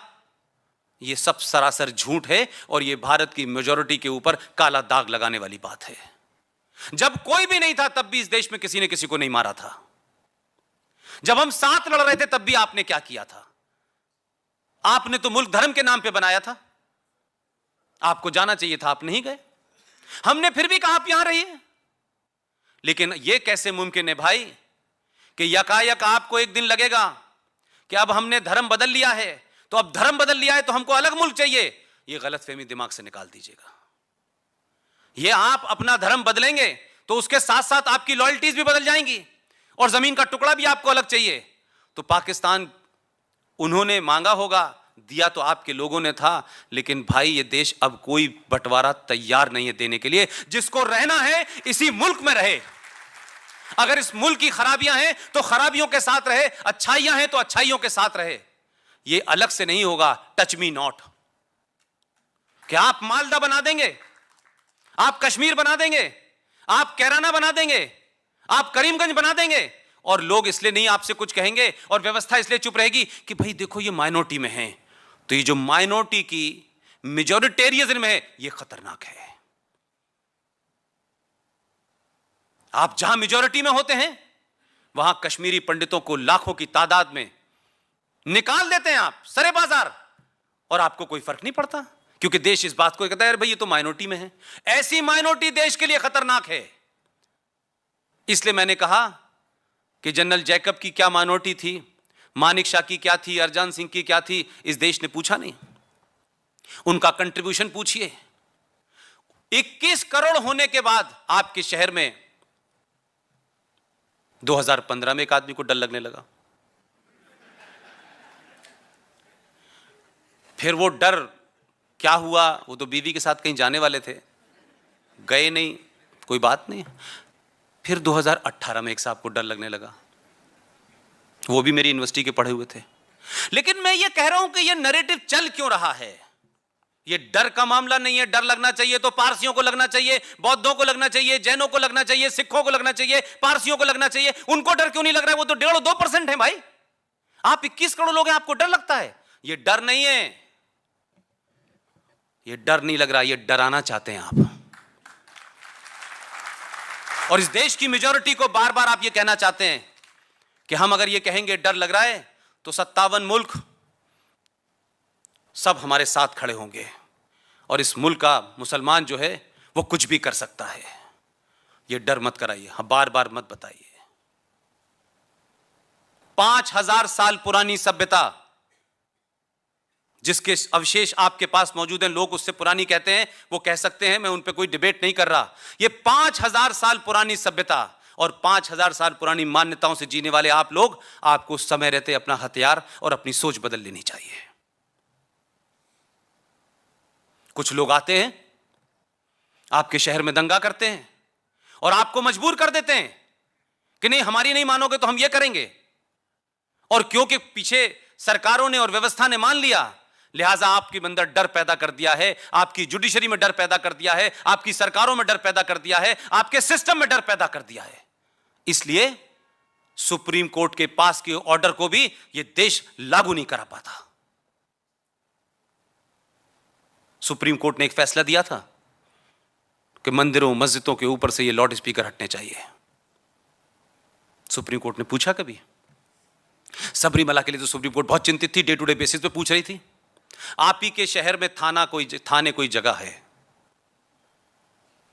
उसी थाने के एक थाने के अंदर किसी लेडी ने जाके कहा कि ये सुबह सुबह 4 बजे ये अजान देते हैं, सबकी नींद खुल जाती है, ये सुप्रीम कोर्ट का ऑर्डर है, इसे लागू करिए। उस पुलिस वाले ने हाथ जोड़ लिए, कहा कि ये हो नहीं सकता। बहन जी, जिस देश की पुलिस डरती हो, जिस देश में सुप्रीम कोर्ट आदेश देने के बाद चुप हो जाता हो और समाज न रिएक्ट करता हो, उस समाज में गुंडे बदमाश ऐसे ही खुले घूमते हैं। अगर सुप्रीम कोर्ट अपना ऑर्डर नहीं लागू करवा सकती तो सुप्रीम कोर्ट के हम फिर किसी चीज का फैसला नहीं देंगे। तो अल्पसंख्यक के नाम पे इस देश में एक नहीं हजारों फ्रॉड हुए हैं। ऐसे ही एक दुकान खुली हुई है। 1973 में जब इंदिरा गांधी को लगा कि मुस्लिम लीग तो अब जा चुकी है केरला में, अब उसकी जगह हमें कोई नई दुकान खोलनी चाहिए, तो रेडीमेड मुसलमान मिल जाते हैं उनके। उन्होंने एक दुकान खोली, उसका नाम था all India Muslim personal law board. एक नई दुकान है ये, अपने आप में एक कॉन्स्टिट्यूशन है। वो हर बार सरकार से कहते हैं हमसे बात कीजिए, लेकिन मैं उनकी एक झूठ जिसे आप सब लोग सरे मंजर कोट कर सकते हैं, जहां अगर कोई मुसलमान भी बैठा होगा तो उसको भी शायद ये बात नहीं पता होगी, मैं उनको भी बता देता हूं। आप सबको पता है कि शाहबानो नाम की एक महिला थी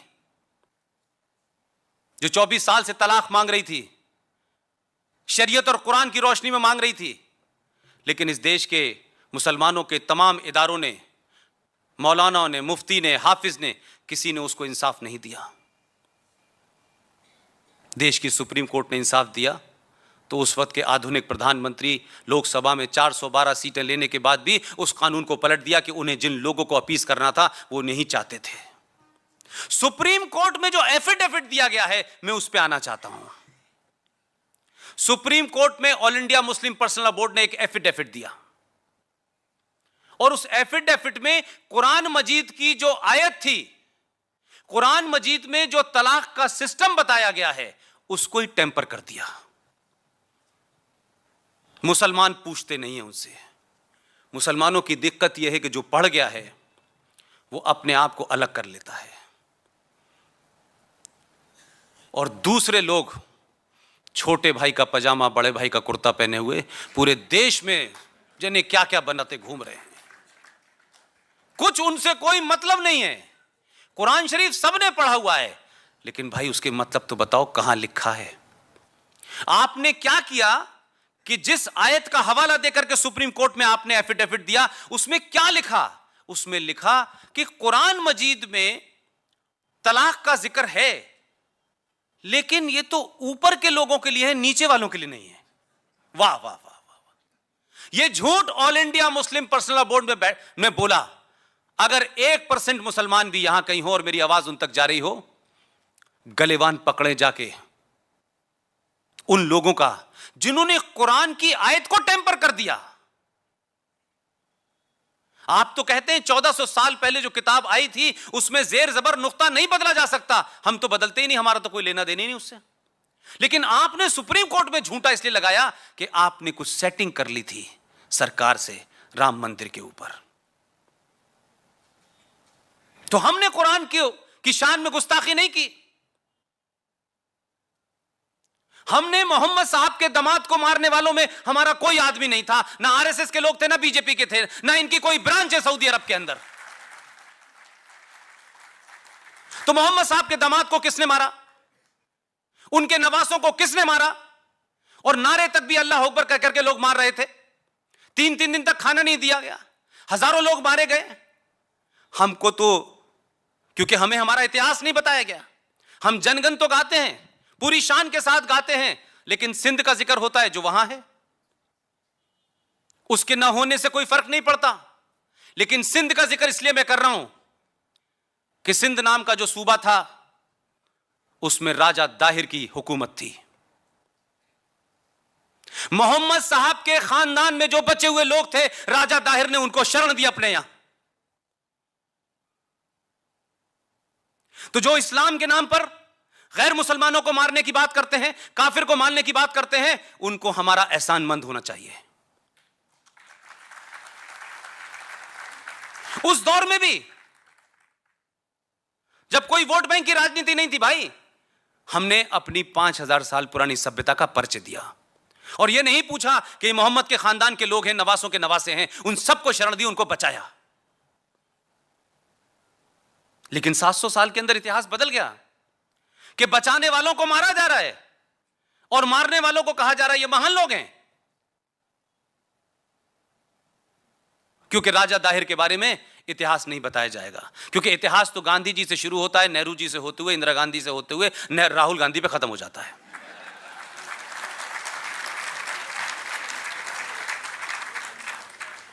हम अपने इतिहास से हमेशा शर्मशार होते रहें, हमारे अंदर एक एहसास कमतरी का शिकार होते रहें, हम इन्फिनिटी कॉम्प्लेक्स के शिकार रहें, इसलिए आपके देश में यह बताया नहीं जाता कि भाई इन 10-15 लोगों के अलावा भी कोई इतिहास था, 500 साल के अलावा भी पहले कोई इतिहास था कि नहीं था। और उसको तो छोड़ दीजिए, मैं उस पर जाता ही नहीं हूं।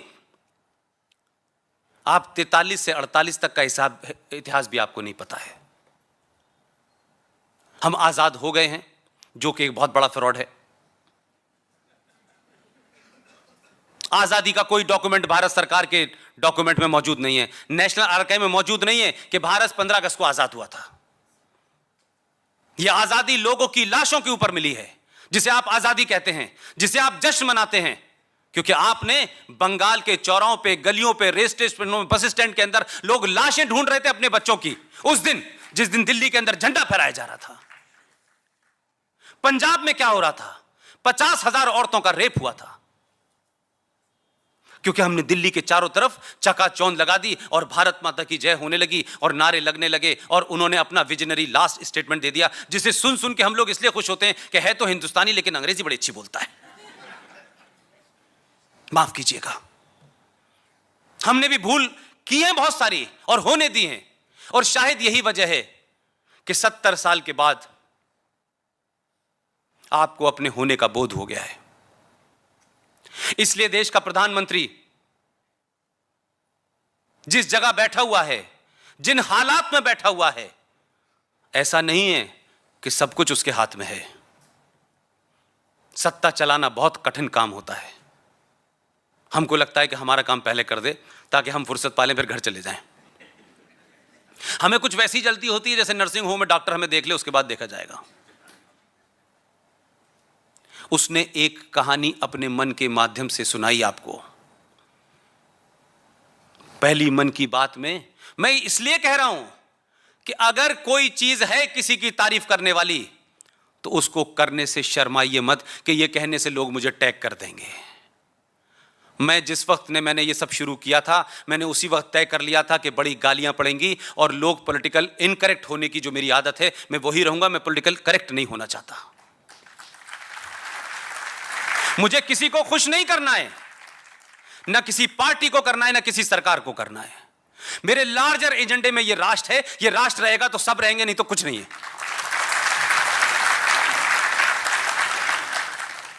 दिल्ली के अंदर लोग इस देश को तोड़ने की बात कर दें और बच जाए, उन पर सवाल होने लगे कि इसी कानून ये लगेगा, धारा ये लगेगी। इसलिए मैंने कहा कि लोगों को डरना चाहिए। और ये जो शब्द अल्पसंख्यक है, जिसे मैं दुनिया की सेकंड लार्जेस्ट मेजॉरिटी मानता हूं भारत में, जो विक्टिमहुड का कार्ड खेलती है, इस सब के बावजूद भी एक मन की बात की सिर्फ 1.5 मिनट की एक कहानी है जिसको मैं समझ रहा था, आप लोगों ने भी समझा होगा, और नहीं समझा तो उसको समझिए। उस मन की बात में एक कहानी सुनाई गई थी और कहानी सिर्फ इतनी थी, एक शेर और शेरनी की। पता नहीं आपने सुनी कि नहीं सुनी? सुनी हुई है, बहुत सारे लोगों ने शायद नहीं सुनी। मैं बीच बीच में अपनी स्पीच में इसको दोहराता हूं। एक शेर और शेरनी अपने 4 बच्चों के साथ जंगल में जा रहे थे। उनके सामने भेड़ों का एक झुंड आया। शेर और शेरनी अपनी प्रवृत्ति, जो उनका टेम्परामेंट होता है, शिकार करने के लिए वो दोनों भागे और उनके पीछे पीछे उनके बच्चे भी भागे। और शेर ने शिकार किया और शिकार करके जंगल की तरफ चला गया। जब पीछे मुड़ के देखा तो पता चला कि उसके 4 बच्चों में से 3 ही बच्चे आए, एक बच्चे पीछे रह गया। बहुत दुखी हुई वो कि हमारा एक बच्चा कहीं रह गया। लेकिन सालों बाद 2014 को वो बच्चा दोबारा मिल गया।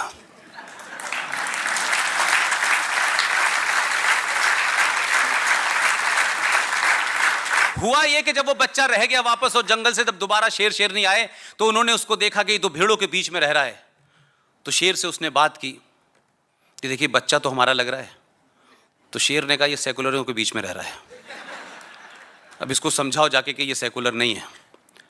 तो काफ़ी समझाया गया, काफ़ी जद्दोजहद हुई। वो बेटा कहने लगा नहीं मैं तुम्हारा बेटा नहीं हूँ, मैं तुम्हारा बच्चा नहीं हूँ। शेरनी ने बड़ा यकीन दिलाया, तब भी नहीं माना। लेकिन वो एक कुएं के पास उसको ले गई और फिर उसने अपना चेहरा दिखाया, फिर शेर अपने बच्चे का भी दिखाया और उससे कहा जैसा तेरा चेहरा है वैसे ही मेरा चेहरा है।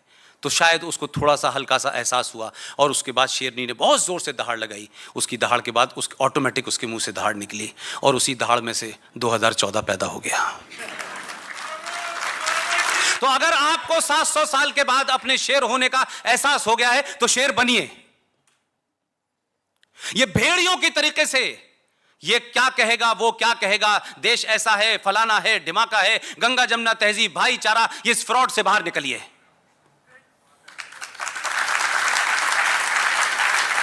और मेरे ये जब मैं कहता हूं तो मेरा यह कतई मतलब नहीं होता कि आप हथियार लें और किसी को मार दें, यह जरूरत ही नहीं है आपको। आप अपने आप को करेक्ट कर लीजिए। यह देश हमारा था, हमारा है और हमारा ही रहेगा। और इस देश में क्या होना चाहिए यह मेजॉरिटी तय करेगी। किसी के खिलाफ नहीं है, लेकिन ऐसे छोटे मोटे जो इस देश में रोग फैले हुए थे, कुछ ठीक हो रहे हैं, कुछ का सजेशन आप दीजिए। राष्ट्रपति भवन के अंदर विदेशी मेहमानों को एक खूबसूरत कब्रगाह, जैसे हर आदमी शादी के बाद सबसे पहले देखने जाता है। अब मुझे बताइए, शादी के बाद अच्छी जगह जाएं देखने, कब्र को देखने क्यों जा रहे हैं?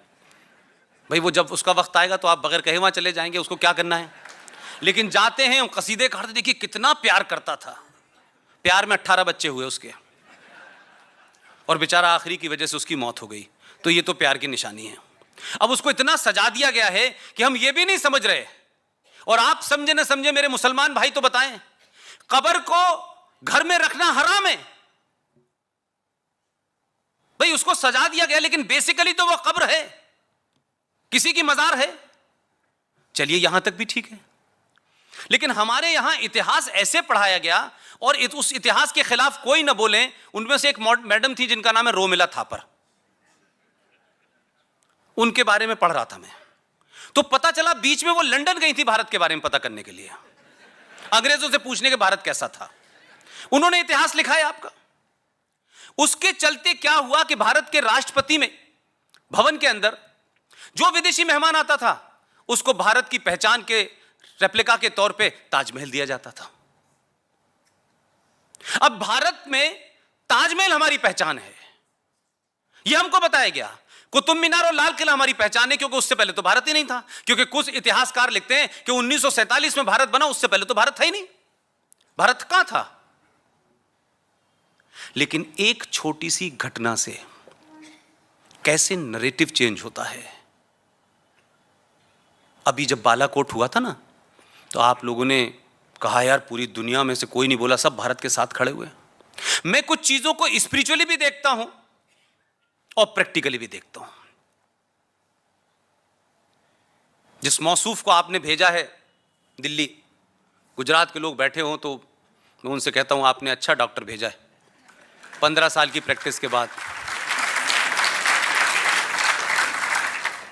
उस आदमी ने राष्ट्रपति भवन में पूछा कि भारत की पहचान के तौर पे विदेशी मेहमानों को क्या दिया जाता है। प्रणब मुखर्जी बेचारे पहली बार मिल रहे थे, उन्होंने भी सच बता दिया। सिर्फ एक घटना मात्र है छोटी सी, ये कोई बहुत बड़ा मसला नहीं है, लेकिन आप जिन बातों को इग्नोर कर रहे हैं वो कितनी महत्वपूर्ण होती हैं। तत्काल ये फैसला लिया गया कि ताजमहल भारत की पहचान नहीं है, और यह कहा गया कि दुनिया के बेहतरीन पब्लिशर को बुलाइए, और देन एंड देयर एक फैसला लिया गया कि अब भारत की पहचान की शक्ल में दुनिया के सबसे बेहतरीन पब्लिशर की छपी हुई गीता दी जाएगी।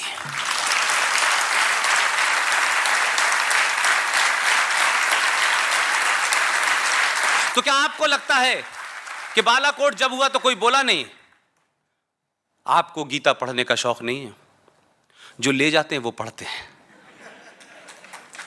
उन देशों ने 70 देशों के पास उनके राष्ट्रीय अध्यक्षों के घरों में वो गीता रखी हुई है और वो जबान से पढ़ते हैं। उन्होंने पढ़ ली, उसके पढ़ने के बाद उन्होंने कहा बालाकोट पे कुछ नहीं बोलना है, जो कर रहा है ठीक कर रहा है। एक छोटी सी बात का फर्क कैसे साइकोलॉजी पे पड़ता है। हम बैठे हुए यहां सोच रहे हैं कि साहब इस वजह से और उस वजह से किसी को कोका कोला यहां बेचनी है, किसी को नहीं, सब बेकार की बकवास है। जिस दिन आप अपने होने पे आपके अंदर से ये एहसास कमतरी खत्म हो जाए कि लोग क्या कहेंगे, मैं ऐसे क्यों चल रहा हूं, मैं ऐसा क्यों पहन रहा हूं, मैं ऐसे क्यों बोलूं, वो लोग मुझसे ये पूछेंगे, ये बंद कर दीजिए। आप जो हैं वही रहिए, शर्माइए मत, ना अपने लिबास पे ना तिलक लगाने पे। अगर लगाते हैं तो लगाइए, किसको अच्छा लगेगा किसको बुरा लगेगा छोड़ दीजिए भाई, अपने मन की बात कहिए भाई। वो तो अपने मन की बात कह रहा है, आप तो अपने मन की बात कहिए। आप 5 साल में एक ही बार कहेंगे क्या? डेली कहिए, रोज कहिए, और इतनी जोर जोर से कहिए। इसका मुझे जाती तौर पे पर्सनली इसका मुझे एक्सपीरियंस यह है। ललित भाई बैठे हुए हैं, यह जिक्र मैं ललित भाई का इसलिए कर रहा हूं कि जो लोग बड़ी लड़ाई लड़ते हैं उनकी निजी जीवन में बड़ी तकलीफें होती हैं। उन तकलीफों को छुपाने के बाद भी जब वो आपके सामने आते हैं तो ये नहीं महसूस होने देते कि वो किन समस्याओं से लड़ रहे हैं। ललित भाई भी उनमें से एक हैं। कैसी कैसी हार्डशिप फेस करनी पड़ रही हैं, कुछ व्यवस्था के कारण, कुछ स्ट्रगल के कारण, कुछ जो हुआ है उसके कारण। आप बताएं कि आर्टिकल 35A देश के लोगों को रोकता है कि आप वहां जाके नौकरी नहीं कर सकते। हमने यहां भी मान ली आपकी बात, यह बात भी हमने कुछ देर के लिए मान ली आपकी कि आप एक खास किस्म की कौम है, अल्लाह ने विशेष तौर पे आपको बनाया है, लेकिन झूठ और बक्कारी, और मेरा गुस्सा इसलिए है, उसी जम्मू कश्मीर में बर्मा से चल करके रोहिंग्या मुसलमान आर्टिकल 35A के होने के बावजूद भी व्यवस्था भी वही है, सत्ता भी वही है, आतंकी भी वही है, लेकिन 2008 से लेकर 2019 तक 98,000 कश्मीरी पूरे इलाके के अंदर एक नहीं बोला। रोहिंग्या मुसलमान कश्मीर में 98,000 की कीमत में बस गया है। उसके पास आधार भी है, मकान भी है, बिजली का बिल भी है, लेकिन इनको, आपको, मुझे आर्टिकल 35A की वजह से जम्मू कश्मीर में बस नहीं सकता मैं। ये मक्कारी है। और वो औरत और वो अब्दुल्ला, वो आके कहता है कि देखिए कश्मीरियों के साथ बड़ी ज्यादती हो रही है। इसे कहता हूं विक्टिम कार्ड। मुसलमान है, मुसलमान रहिए, मुसलमान होने में फख्र कीजिए, हमारा उससे कोई लेना देना नहीं है, लेकिन मुसलमान मुसलमान मुसलमान के नाम पे इस देश की मेजॉरिटी को ब्लैकमेल करना बंद कीजिए। मुसलमान मुसलमान के नाम पे आप अपनी कत्ल गारत को जस्टिफाई मत कीजिए।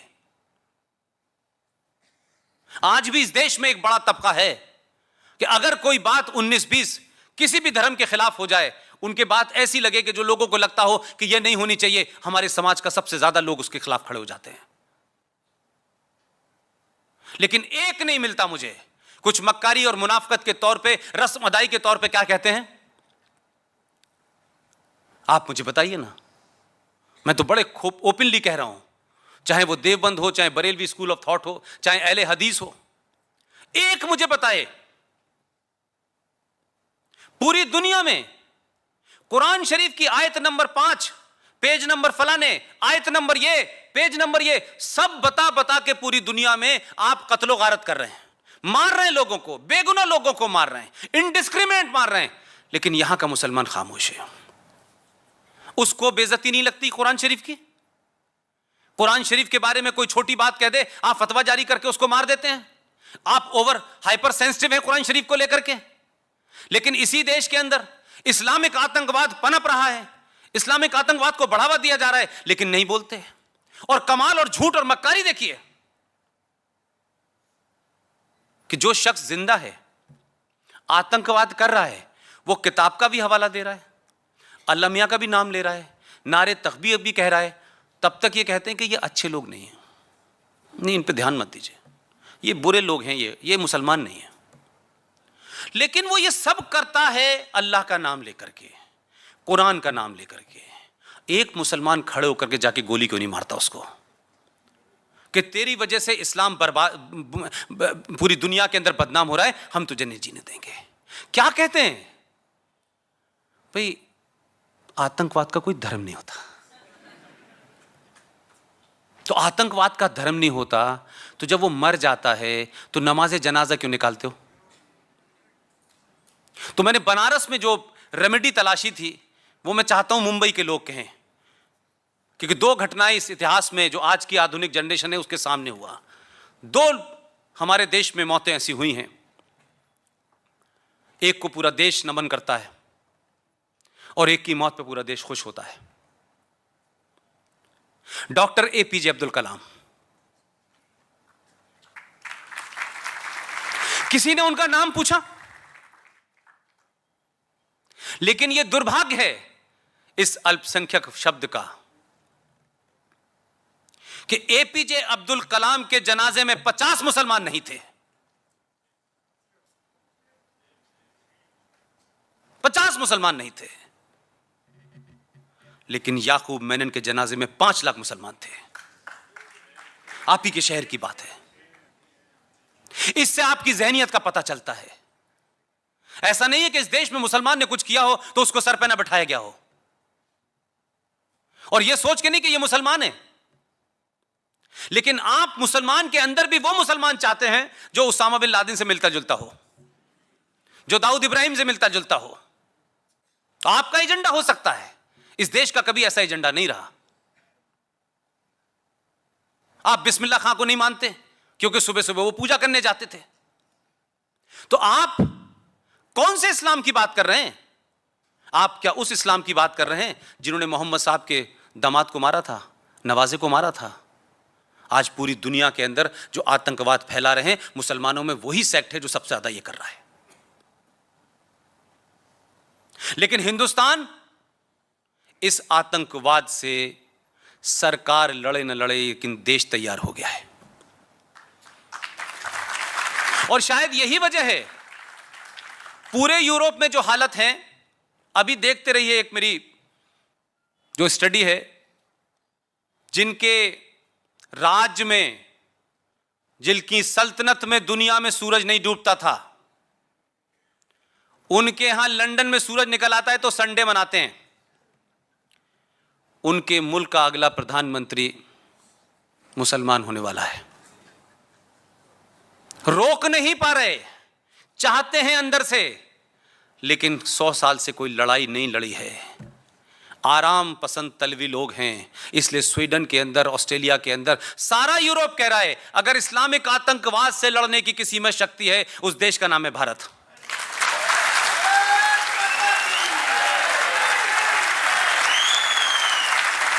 और यह शक्ति आपने ऐसे नहीं की, इस शक्ति को प्राप्त करने के लिए आपने बड़ी लंबी साधना की है। यह साधना का दूसरा चैप्टर शुरू हुआ है 2014 से। आप शांति, शास्त्र, लेकिन अब आपको पता चला शस्त्र भी है। यह महज इत्तेफाक नहीं है कि कोई देवी देवता, मैं तो आप जानते हैं जहां पैदा हुआ मैंने देवी देवता क्या मंदिर नहीं देखा था। हर देवी देवता के हाथ में एक हथियार है, यानी देवता हथियार उठा सकता है और उसके भक्त प्रसाद चढ़ाते हैं बस। हर चीज की जरूरत होती है, हर चीज की जरूरत अपनी जगह होती है। बेवक्त उस जरूरत का इस्तेमाल करने का मतलब नहीं होता। लेकिन पहले फ्रेम में आपने अपने जहन से, यहां से जो 5000 साल पुरानी सभ्यता का जो आदर्श है, उसे थोड़ी देर के लिए खुटी पर टांगिए। जवाब देना सीखिए, सच का सामना करना सीखिए। कोई डराए तो मत डरिए। हम तो, हमारे यहां तो लोग कहते नहीं है कि साहब भगवान से डरना चाहिए। हमारे यहां नहीं कहते, क्योंकि हम तो भगवान से भी शास्त्रार्थ कर लेते हैं, भगवान की गलती पे भी सवाल उठा लेते हैं। भगवान ऐसे क्यों थे, इन्होंने ऐसा क्यों किया, इस पे भी बात कर लेते हैं। लेकिन जो ये कहते हैं कि सिर्फ अल्लाह से डरना चाहिए, वो पता नहीं किससे डर रहे हैं आजकल। सुबह शाम कहते हैं हम तो अल्लाह से डरते हैं, अल्लाह से डर। भाई डरो अल्लाह से। अब तुम उसे अल्लाह तो नहीं मान रहे, ये तुम्हारी गलती है, हमारी गलती नहीं है। हमारे लिए एक इंसान है, तो तुम इतने क्यों डरे हुए हो भाई? कुरान मजीद में लिखा है कि जब आपका वक्त आएगा तो ये नस जो है आपकी, इसकी जगह मुकर्रर है, ना एक सेकंड इधर होगा ना एक सेकंड उधर होगा, और जब उसकी मर्जी होगी तभी वो जाएगा। तो आप उससे डर रहे हैं। इसीलिए मैं कहता हूं मुसलमानों, कुरान शरीफ को ढंग से पढ़ो, सेलेक्टिव मत हो। उसी कुरान मजीद में लिखा है सूरह यासीन में कि मैंने तुम्हें दुनिया की सारी नायाब चीजें दी हैं, सब कुछ तुमको दिया है, सिर्फ एक ही शर्त है कि जो मैंने तुम्हें रास्ता बताया है नेकी का, उसी पे चलना। और अगर इससे हटे तो मैं इसी धरती पे लोगों को भेजूंगा जो तुम्हें रास्ते पे लाएंगे। ये मैं नहीं कह रहा, ये कुरान मजीद कह रहा है। मैंने पढ़ लिया, उन्होंने पढ़ा नहीं। अब वो बार बार कह रहे हैं कि ये फरमाया है अल्लाह ने, चिल्ला चिल्ला के मौलवी साहब बताएंगे फरमाया है। मैंने कहा फरमाया नहीं, आ गया है।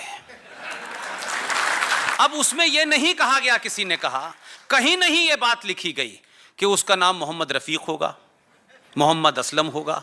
यह बात अलग है कि आपकी छोटी सोच यह है कि 23 मई 2019 को किसी खातून के घर में एक बेटा पैदा हुआ। वो बेचारी नरेंद्र मोदी से इतनी मुतासिर थी, इतनी इन्फ्लुएंस थी, उसने अपने बेटे का नाम रख दिया नरेंद्र मोदी। और उसने ये शौहर को बताया जो बेचारा वहां गया था इस्लामिक कंट्रीज अल्लाह से मिलने, उसको बताया कि हमारे घर में बेटा पैदा हुआ है, मैंने उसका नाम नरेंद्र मोदी रख दिया है। क्या तूफान आ गया, तूफान आ गया साहब। कौम को ऐसा लगा कि एक ही से नहीं परेशान है, ये दूसरा और पैदा कर दिया इसने। इस वाले को तो हम झेल लेंगे, 10-5 साल की बात है, ये तो फिर आगे फिर खड़ा हो जाएगा। इतना मजबूर किया कि उस बेचारी ने नाम ही बदल दिया, उसका नाम आफ्ताब आलम हो गया है। तो मैंने कहा साफ साफ कि आप कुरान मजीद को भी सच मायनों में पढ़ लें, इन टोटलिटी में पढ़ लें, कुछ सेलेक्टिव होके पढ़ लें, तो कहीं अल्लाह ने ये नहीं कहा कि ये कुरान जो है सिर्फ मुसलमानों के लिए है। शब्द मुसलमान अपने आप में अलग चीज है। मुसलमान मतलब जिसका मुसल्लत ईमान हो, जिसका कंप्लीट ईमान हो, वही मुसलमान कहलाएगा। अगर वो पुष्पेंद्र का है तो वो भी हो सकता है, लेकिन क्योंकि मेरा नाम पुष्पेंद्र है, ललित अंबरदार है, सुशील पंडित है, RSN सिंह साहब है, तो नहीं होगा, क्योंकि नाम से मामला फंसा हुआ है। तो भाई आप ही के राज्य का एक शख्स, उस शख्स का नाम था, अब वो जिंदा नहीं है, उनका नाम था हामिद दलवई। वो तो मुसलमान थे, उसमें तो कोई कंफ्यूजन नहीं था। उनकी किताब पढ़ लें, उस किताब में आपकी पूरी राजनीतिक सोच, मजहबी सोच को एक्सपोज कर दिया उस आदमी ने, लेकिन कौम ने कभी उसका नाम आगे नहीं बढ़ाया। उस हामिद दलवई की किताब है मुस्लिम इन सेकुलर इंडिया। उसी ने उस किताब के पेज नंबर 23 के ऊपर लिखा हुआ है कि 2 नेशन थ्योरी का जनक, यह सोच एक ऐसे शख्स ने की जिसे हमारे देश में क्या क्या नहीं बनाया गया भाई। कैसे कैसे बौनों को और कैसे कैसे चोरों को आपने महान बना दिया। सॉरी, अलीगढ़ मुस्लिम यूनिवर्सिटी का संस्थापक, जिनका नाम तो था सैयद अहमद खां, लेकिन कुछ विशेष कार्य किया तो अंग्रेजों ने उन्हें सर से नवाज दिया, उनका नाम है सर सैयद अहमद खां। हामिद दलवई की किताब पढ़िए, पेज नंबर 23 पे पढ़िए। Sir Syed Ahmed Khan was the first man who given the idea of 2 separate nation। लेकिन वो भारत में रहे और उनके लिए नैरेटिव क्या क्रिएट किया, क्योंकि उनकी इस मक्कारी को छुपाया जाना था। अलीगढ़ यूनिवर्सिटी में जब तक रहा, क्योंकि मेरा जन्म भी कैंपस के अंदर ही था, तो सब कुछ वही देखा सुबह से लेकर शाम तक। उनके बारे में एक नैरेटिव फैलाया गया, क्योंकि बड़े नैरेटिव को छुपाना था तो नया क्रिएट कर दिया कि सर सैयद अहमद खां ये कहते हैं कि भारत एक खूबसूरत दुल्हन है और उसकी 2 आंखें हैं, एक हिंदू है और एक मुसलमान है, इसमें से अगर एक भी खराब हो गई तो कैसी लगेगी। मैं अलीगढ़ छोड़े हुए आज एक लंबा अरसा हो गया। बड़े बड़े दानिश्वरों ने किताब लिखी उनके ऊपर, किसी दानिश्वर ने यह नहीं कहा कि यह सेंटेंस कभी उन्होंने कहा था, यह उस वक्त की वक्ती जरूरत के चलते चलाया गया। तो जो लोग चले गए उनसे तो आपको पता है, लेकिन जो नहीं गए वही आपके लिए चैलेंज बने हुए हैं। इसलिए एक कहता है 15 मिनट के लिए हटा दो, उसकी ख्वाहिश पूरी की, गुजरात में 15 मिनट नहीं 10 मिनट के लिए हटी थी। मैं बार बार जिस चीज से डर रहा हूं, एक ऐसा समाज जिसकी प्रवृत्ति में नहीं है ये कि वो किसी के खिलाफ बुरा भी सोचे, उसके शास्त्रों में कहीं कोई ऐसी बात नहीं कही गई है, जो सुबह उठ के पेड़ को, सूरज को भी पूछता हो, जमीन को भी पूछता हो। उस समाज को इन परिस्थितियों ने अगर हिंसक बनाया और 1% लोग भी हिंसक हो गए तो आतंकवाद का नाम 24 घंटे में पता चल जाएगा। पुरानी पीढ़ी चली गई है, पुरानी पीढ़ी ने बड़े दर्द झेले हैं, सब कुछ के बाद चली गई है, लेकिन ये जो पीढ़ी आई है ना, जिसके हाथ में एक छोटा सा मोबाइल है, उसको सच पता है, इतनी इंफॉर्मेशन है उसके पास कि अब झूठ नहीं बोला जा सकता, अब छुपाया नहीं जा सकता कि लाल बहादुर शास्त्री की हत्या हुई थी या वो मरे थे। सबको पता चल गया है। इसी देश में आप ही के राज्य में और आप ही के शहर के लोग फिल्में बना रहे हैं, लोगों को पता चल गया है कि सुभाष चंद्र बोस ने 21 अक्टूबर 1943 को अगर भारत की आजादी की घोषणा कर दी थी और 11 देशों ने उसको मान्यता दी थी, जिसमें यूएसएसआर जैसा देश था, लेकिन 43 से क्या हुआ कि 47 तक वो शख्स कहीं इधर ना आ जाए, क्योंकि जो लोग ट्रांसफर ऑफ पावर में, जिनका ट्रांसफर होकर कलेक्टर बनना था, जिन लोगों को, वो तैयार बैठे हुए थे। उनको लगा कहीं ये आ गया तो हमारी तो दुकान बंद हो जाएगी, लिहाजा सुभाष चंद्र बोस को गायब कर दिया आपने। सुभाष चंद्र बोस के बारे में नहीं पढ़ाया गया। आप सिर्फ इंडियन नेशनल आर्मी के बारे में पता चल जाएगा तो आपको पता होगा कि कौन लोग हैं वो। उस इतिहास को पढ़ा दीजिए भाई। और जैसे जैसे ये इतिहास ढूंढा जा रहा है, जैसे जैसे ये बातें की जा रही हैं, वैसे वैसे आप देखिए कि हमले की ताकत जो है वो हो तो रहा है, लेकिन कन्विक्शन कम है और रस्म अदायगी ज्यादा है। आपके शहर में हिंदुस्तान का सबसे बड़ा हीरो, जिसके किसी करिश्मे को कहीं किताबों में या कमरों के अंदर नहीं बताया गया, उस आदमी का नाम है वीर सावरकर दामोदर।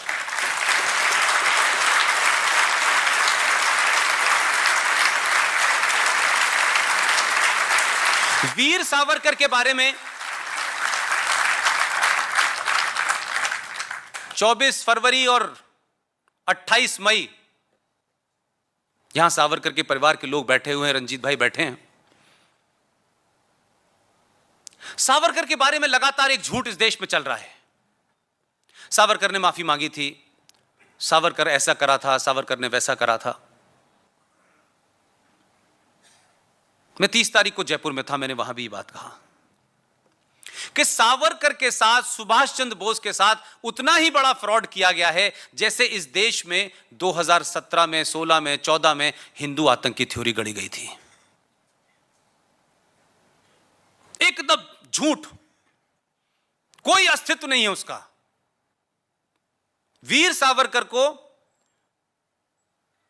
इस धरती का सबसे बड़ा फ्रीडम फाइटर, और उसकी शान में जो चिट्ठी लिखी है श्रीमती इंदिरा गांधी ने 1980 में, उसको जरा कांग्रेसियों को पढ़ाएं जो आज के बौने कांग्रेसी हैं। एक राजस्थान नाम की जगह है, उसका मुख्यमंत्री कहता है कि इनके नाम के आगे से वीर हटा दो। तो मैंने कहा इसे हटा के अपने नाम के आगे लिख लो, यही कर सकते हो तुम। तो वीर सावर के नाम के आगे से वीर हटा देना, वो उन्होंने माफी मांगी थी। ये कौन लोग कह रहे हैं भाई, जिनकी सारी वीरता हमने 10 जनपद पे चप्पलों पे लेटे हुए देखी है? वो बताएंगे, वो वीर सावरकर को सर्टिफिकेट देंगे भाई, ये बौने लोग।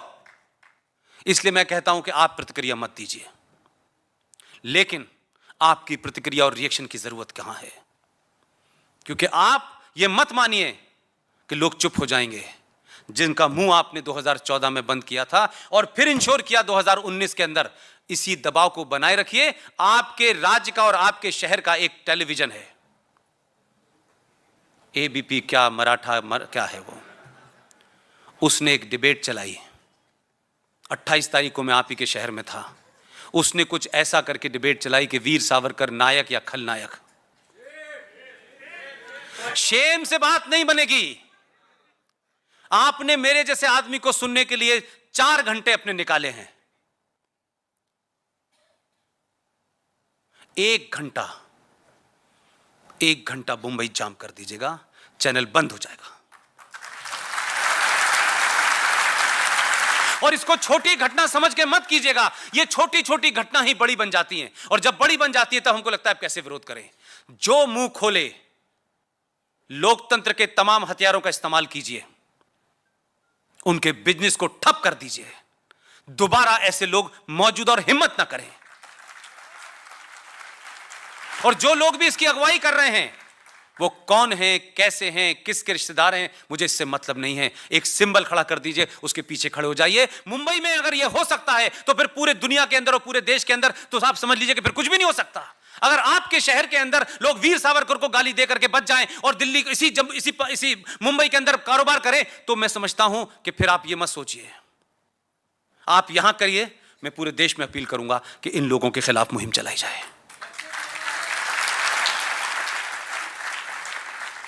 सावरकर के इतने सारे संस्थान हैं, रंजीत भाई भी बैठे हुए हैं। मैंने इनसे भी दरखास्त की है कि भाई सावरकर को यहां से निकालकर नॉर्थ इंडिया ले जाना है।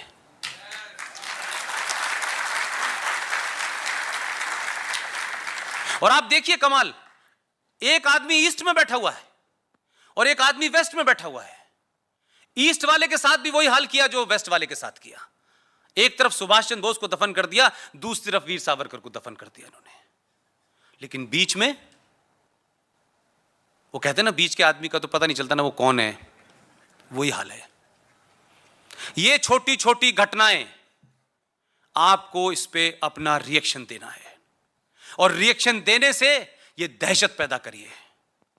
इसलिए बार बार मैं कहता हूं कि जिनको डर लग रहा था उनकी डर लगने की मक्कारी पता चल गई कि तुमको डर नहीं लग रहा था, तुम इस देश को डराना चाहते थे, लेकिन इस देश ने तुमसे 1000 गुना बड़ा डर पैदा कर दिया है। लिहाजा डरते रहना जब तक तुम्हारी नस्लों को ध्यान ना हो कि तुमने 700 साल तक क्या किया है।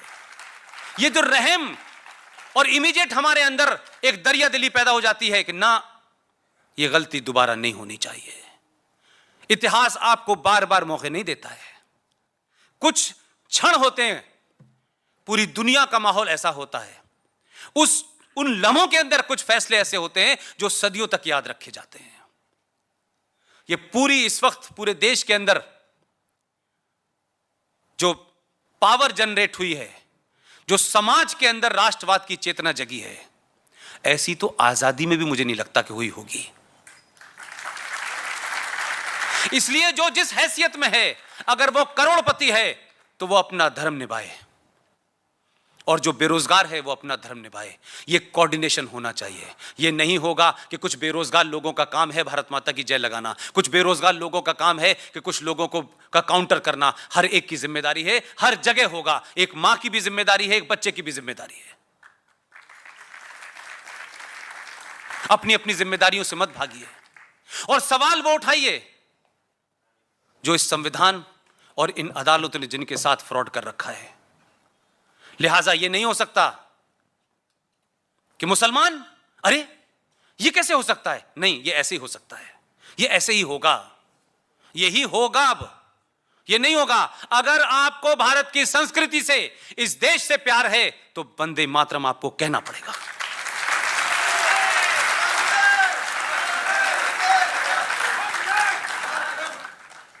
ऐसा नहीं होगा कि इस देश की नदियों का पानी आप पिएंगे, इस देश की ऑक्सीजन आप लेंगे,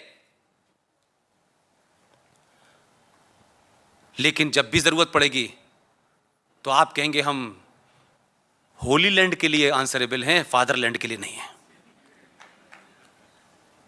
और आपको एक आखिरी बार कहना चाहता हूं, लव लेटर मेरे पास आ गया है। उतना ही छोटा है जब शुरू शुरू में हम लोग भेजा करते थे ऐसे। It's okay. क्या आप ये अपने दिमाग से गलतफहमी निकाल दीजिए कि सारा देश संविधान से ही चलता है। देश अदालतें जो हैं संविधान से चलती हैं। समाज तय करता है कि संविधान से कैसे चलेगा और संविधान में क्या होना चाहिए, और जो नहीं होना चाहिए उसको निकाल दें और जो होना चाहिए उसको डालें।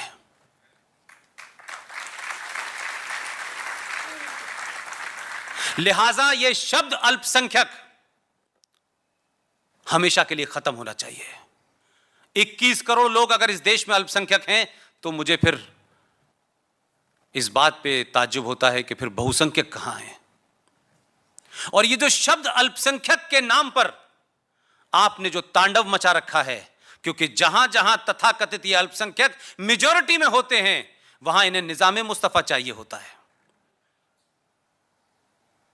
वहां इन्हें खैलिफत चाहिए होती है। और वही लोग कश्मीर में जो निजामे मुस्तफा बसाना चाहते हैं वो दिल्ली में आते आते उन्हें सेकुलरिज्म चाहिए। ये नहीं होने वाला। कश्मीर जो है उस पे 1 इंच भी कोई कंप्रोमाइज नहीं होगा, और कश्मीर जो है वो वैसे ही रहेगा। और जितने भी कश्मीरी पंडित दुनिया के किसी कोने में रहते हैं, जब तक वहां वो अपनी इज्जत से नहीं आ जाते, और ये मुनाफिक जो दंगाई हैं, जो आतंकी हैं, जो हुर्रियत की शक्ल में हैं, जो महबूबा और अब्दुल्ला की शक्ल में हैं, जब तक इनका खात्मा नहीं होता तब तक कश्मीर पर को हम सच नहीं मानेंगे। और भारत के लोगों को कश्मीर के लिए खड़ा होना चाहिए। इसलिए नहीं कि वहां कुछ लोग हैं, कश्मीर ही वो जगह है जहां से उनकी सोच है, जहां से उनकी ख्वाहिश है, वही रास्ता है जहां से गजवा हिंद लाने की कोशिश की जा रही है। गज़वा हिंद लोगों को बहुत शौक है लाने का। मैंने कहा कि गलतफहमी मत रहना, तुम ही से सीख के लोगों ने, तुम गज़वा हिंद लाने की बात कर रहे थे, ये भगवा हिंद ले आए हैं। और अगर ये हो गया, सरकार की शक्लें बदल सकती हैं, प्रधानमंत्री बदल सकता है, ये तमाम, लेकिन सत्ता पे वही बैठेगा जो इस देश की 5000 पुरानी संस्कृति को स्थापित करेगा, जो उसका वाहक होगा, उसके अलावा कुछ नहीं होगा। किसी के साथ डिस्क्रिमिनेशन नहीं होना चाहिए, किसी के साथ नाइंसाफी नहीं होनी चाहिए, लेकिन कुछ लोग ये माने कि हम माइनॉरिटी में हैं तो हम सब कुछ कर लेंगे, ये नहीं होने वाला। लिहाजा आज से आप ये अल्पसंख्यक शब्द की आड़ में इस देश को जो तोड़ने की साजिश है, उसको खत्म करते हुए कहिए कि इस देश में नंबर 2 की majority, Muslim is the second largest majority, इस शब्द का इस्तेमाल कीजिए। बहुत बहुत शुक्रिया, खुदा हाफिज।